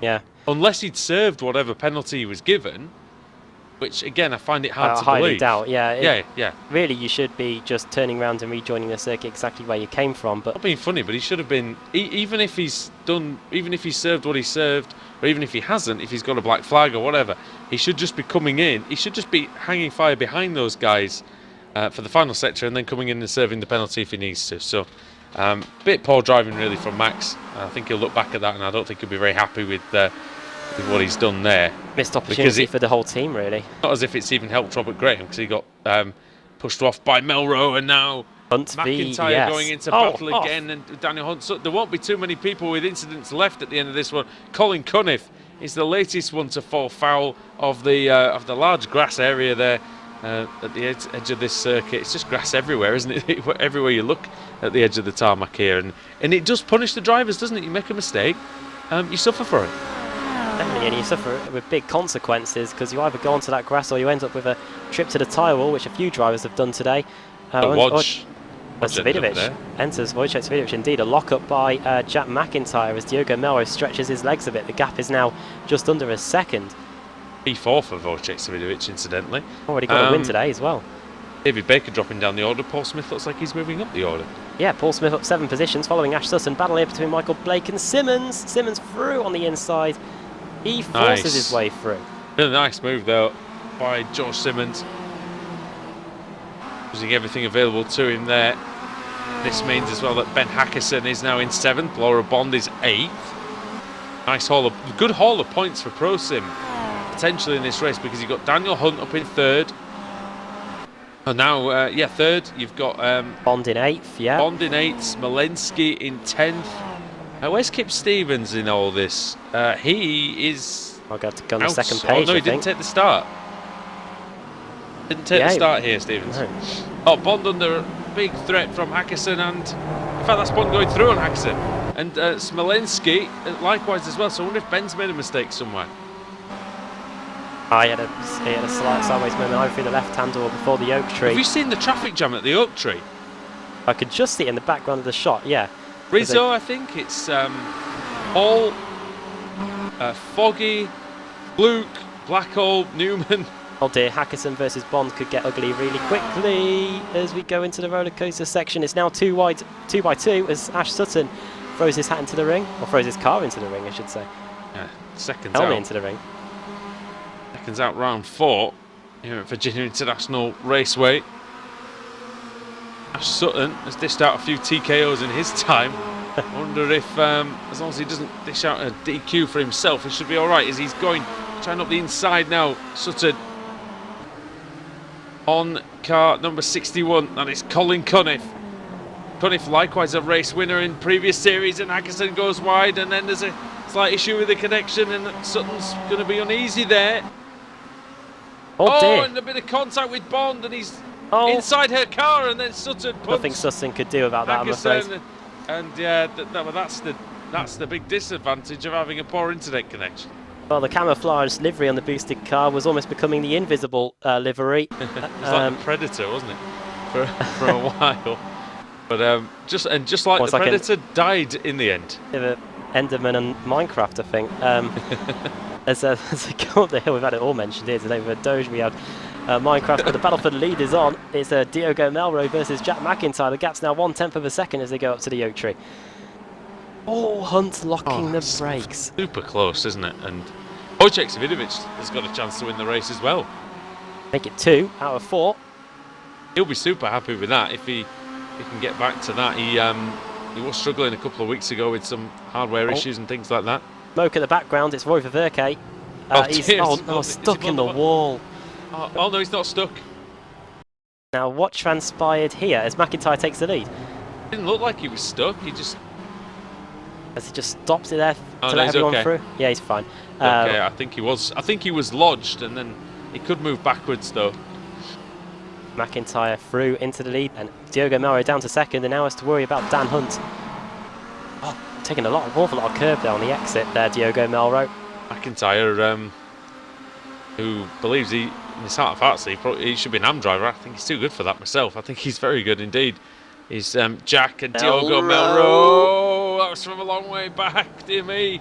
I don't know if Only you understeers no. into Daniel Oh. Hunt, and that's that won't please the Englishman. We're probably on the same cameras, aren't we? I was just waiting for the camera to pan right and see that SimGear car there. But yeah, Melro maintains his second place, but Svidovic now up into third position. And George Simmons, he's now starting to enter into the fray here. Melro's got all sorts of damage as well on that CQRS line car. A lot of bother for him. Some of these drivers must be close to the incident limit by now. We can't tell. We can only tell at the end of the race how many incidents a certain driver has. But yeah, they've definitely been in the walls today, especially drivers that have been involved in the various bits of contact we've seen. Paul Smith up to 11th. It's a good run from him. Daniel Kraft up 28 positions, up to 14th. There you go. He needed that, I think. Got something to prove, hasn't he? Yeah. Up to the Oak Tree Bend again. Other massive gainers, by the way. Pete Harrod, 23. Jamie Fluke, 24. And 22 for Nicole Foggy. Excellent. Ash Sutton also 22 positions gained, but yeah, we didn't even need to mention it. You just knew that Sutton would have gained that many positions. Walensky versus Blake for P6. Michael Blake's had a good meeting tonight, hasn't he? Melro versus McIntyre for the lead. Oh, wow, the lead is under threat now. Oh Dear, what's that? Oh, it's me. was that camera angle that I had. I don't know if you had the same one. Yeah. It looked like he was flying in there, Daniel Hunt, but he was miles behind. Lewis Bibby is disqualified. Ah. Or has been disqualified. He's just dropped off the time screen, but here comes Svidovic. Bit of a mistake, I think, from Melro. Wojciech Svidovic. Yeah, the final corner doesn't seem to be his forte, really. Well, two-time champions going at it, different series, of course, but Melro definitely a worthy winner of the Old Club Series. This time he's not able to replicate what he did with Laura Bonds, Svidovic. Well, I don't know, he's still there. We've got a slight overlap. He really throws it into the left-hander. Oh, he does. Fantastic work there by Wojciech Svidovic. That's an excellent move if he can make it stick. Melro's trying around the outside. If he can stay there, he's got the inside for the right-hander, and Svidovic manages to now Dan Hunt somehow outlast him, and there's a bit of contact over the inside curve there. There may be a slowdown for Melro. May have to take a slowdown penalty there, Adam. And this is the final lap of the Here race. comes Simmons. On the inside goes Simmons. Hunt flying through. Stupidly fast section, isn't it? Up these S's. 200 This plus Kia Ks. Optima, it's ridiculous thing. Oh, Melro! Oh, dear me. Now it's here comes Dan Hunt up to the top of the hill. He'll go very, very sideways there. Simmons up the inside.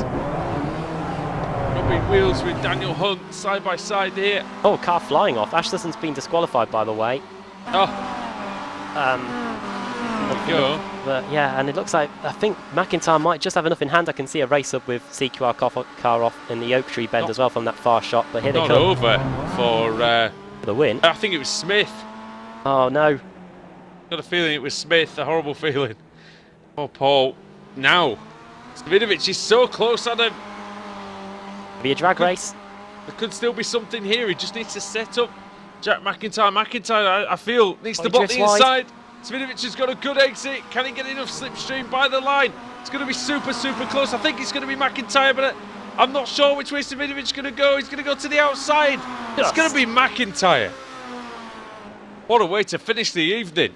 47 thousandths, yeah, very close there. Dan Kraft and Atkinson. Looks like that Kraft might have got him, and here comes Fluke, the pro driver. No way through, but Kraft gaining a position at the line. 32 positions gained for Dan Kraft.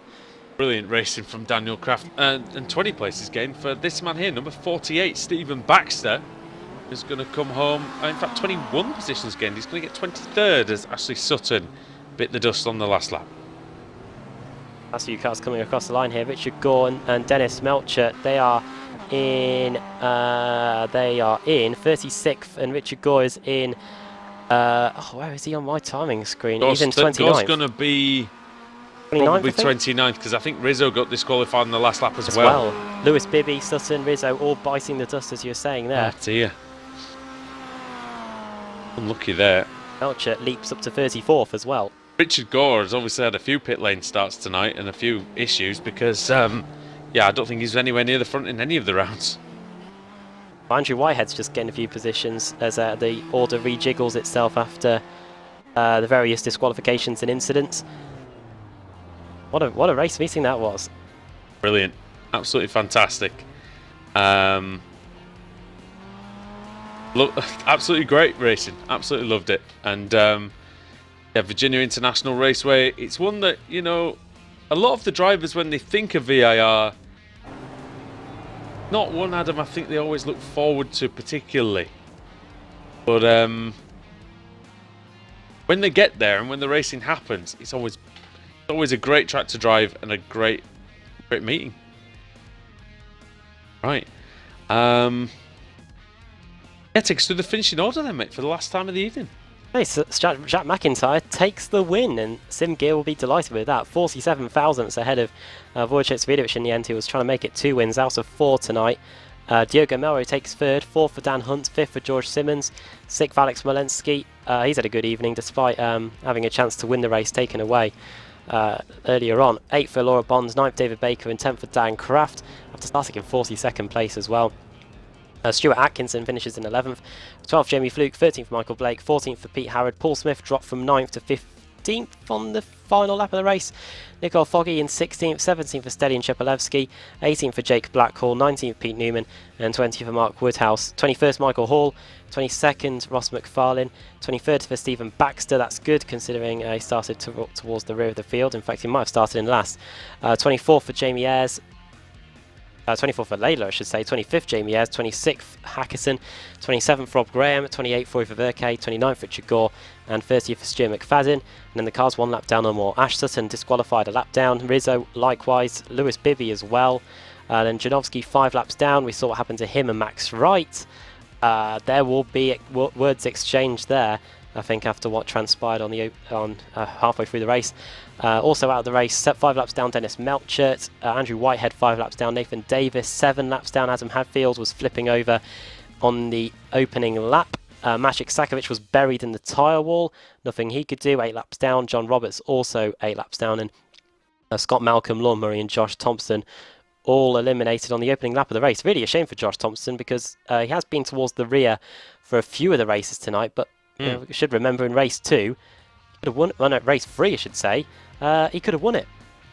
Could have indeed, and that's what exactly I'm going to ask the man himself right now. Josh Thompson joins us in the commentary box. It's been a while, Josh, but yeah, good to have you with us. Yeah, I thought I'd just come in. What's happening, really? Well, what's happening was a lot, wasn't it? You had a couple of incidents. Tell you what, take us through then the one, obviously from the race that you were at the front of. It looked pretty clear cut from where we were sitting, but obviously take us through it.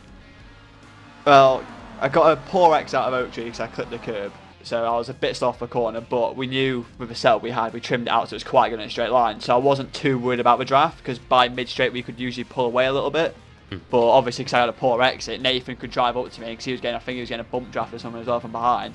Caught up to me at the end of the straight, I moved over, but I gave him enough room, but obviously not enough room for an overtake into that corner, especially if you want to do that, you want to be on the inside, on the outside, because it gives you the inside. So there's a bit of a gap, so it made my turn in a bit easier. And as soon as I turned in, I saw his car, so I was like, what's happening here? And then next minute, I got hit quite hard from the back. Nearly held it, but I clipped the grass as the car rotated, which then, you know, it's like if it's track, you clip the grass, you go straight on, and it's impossible. Hit the wall, sat there for a bit, just in anger, really, just talking to the team, because the team, like, I think Alex Everett said, he was watching the stream because he got taken out at the start. And lucky enough, I thought I was going to get a meatball. But lucky enough I didn't, so that's why it took me a while. I was like, I'll get a meatball, so I'm not bothered. But I managed to get it going just to try and get some for a reverse grid, but a bit of a shame because it was a smaller reverse grid compared to what we had all night. Yeah, just missed out on it. But tell you what, I'll change it to sort of more positive question, I reckon. What you're obviously new to the series. Obviously had a few issues in terms of the you know, you've had a few penalties and you've had a bit of bad luck, a few crashes, things like that. But in general, are you enjoying the series? Is it something that you want to carry on doing? Is it something that is, you know, helping your racecraft and things like that? I love the series, to be honest. It's something which I never thought I would have done, because I've never really done the Kia. I've only ever done, like you've seen the Renault and stuff. I've only really done the single-seater routes. So I thought jumping this, and I didn't expect much at first, but now that I've got used to the car and a bit, I feel like my pace is there. It's just some of the penalties I'm getting given is from my racecraft, because I'm very aggressive and stuff like that. Yeah. And it's touring cars, like you guys say, there's always going to be rubbing and stuff like that. And a lot of people don't really get that. And because I'm like that, I go for a move, I do force people wide and stuff like that. But no, I really do. And I think each week it improves me as a driver, to be honest. Probably better in this than in the Renault anyway. Yeah, exactly. If you're gonna rub wheels and things with people, do it in this car and not in the Renault, I reckon. Yeah, exactly. But no, like genuinely, I'm really enjoying it. I know I came into it as a wild card really, because I knew Baxter was in Fanatec and there was a gap, so they offered me a spot, so I took it. They didn't expect much. I was going to be there just to get points.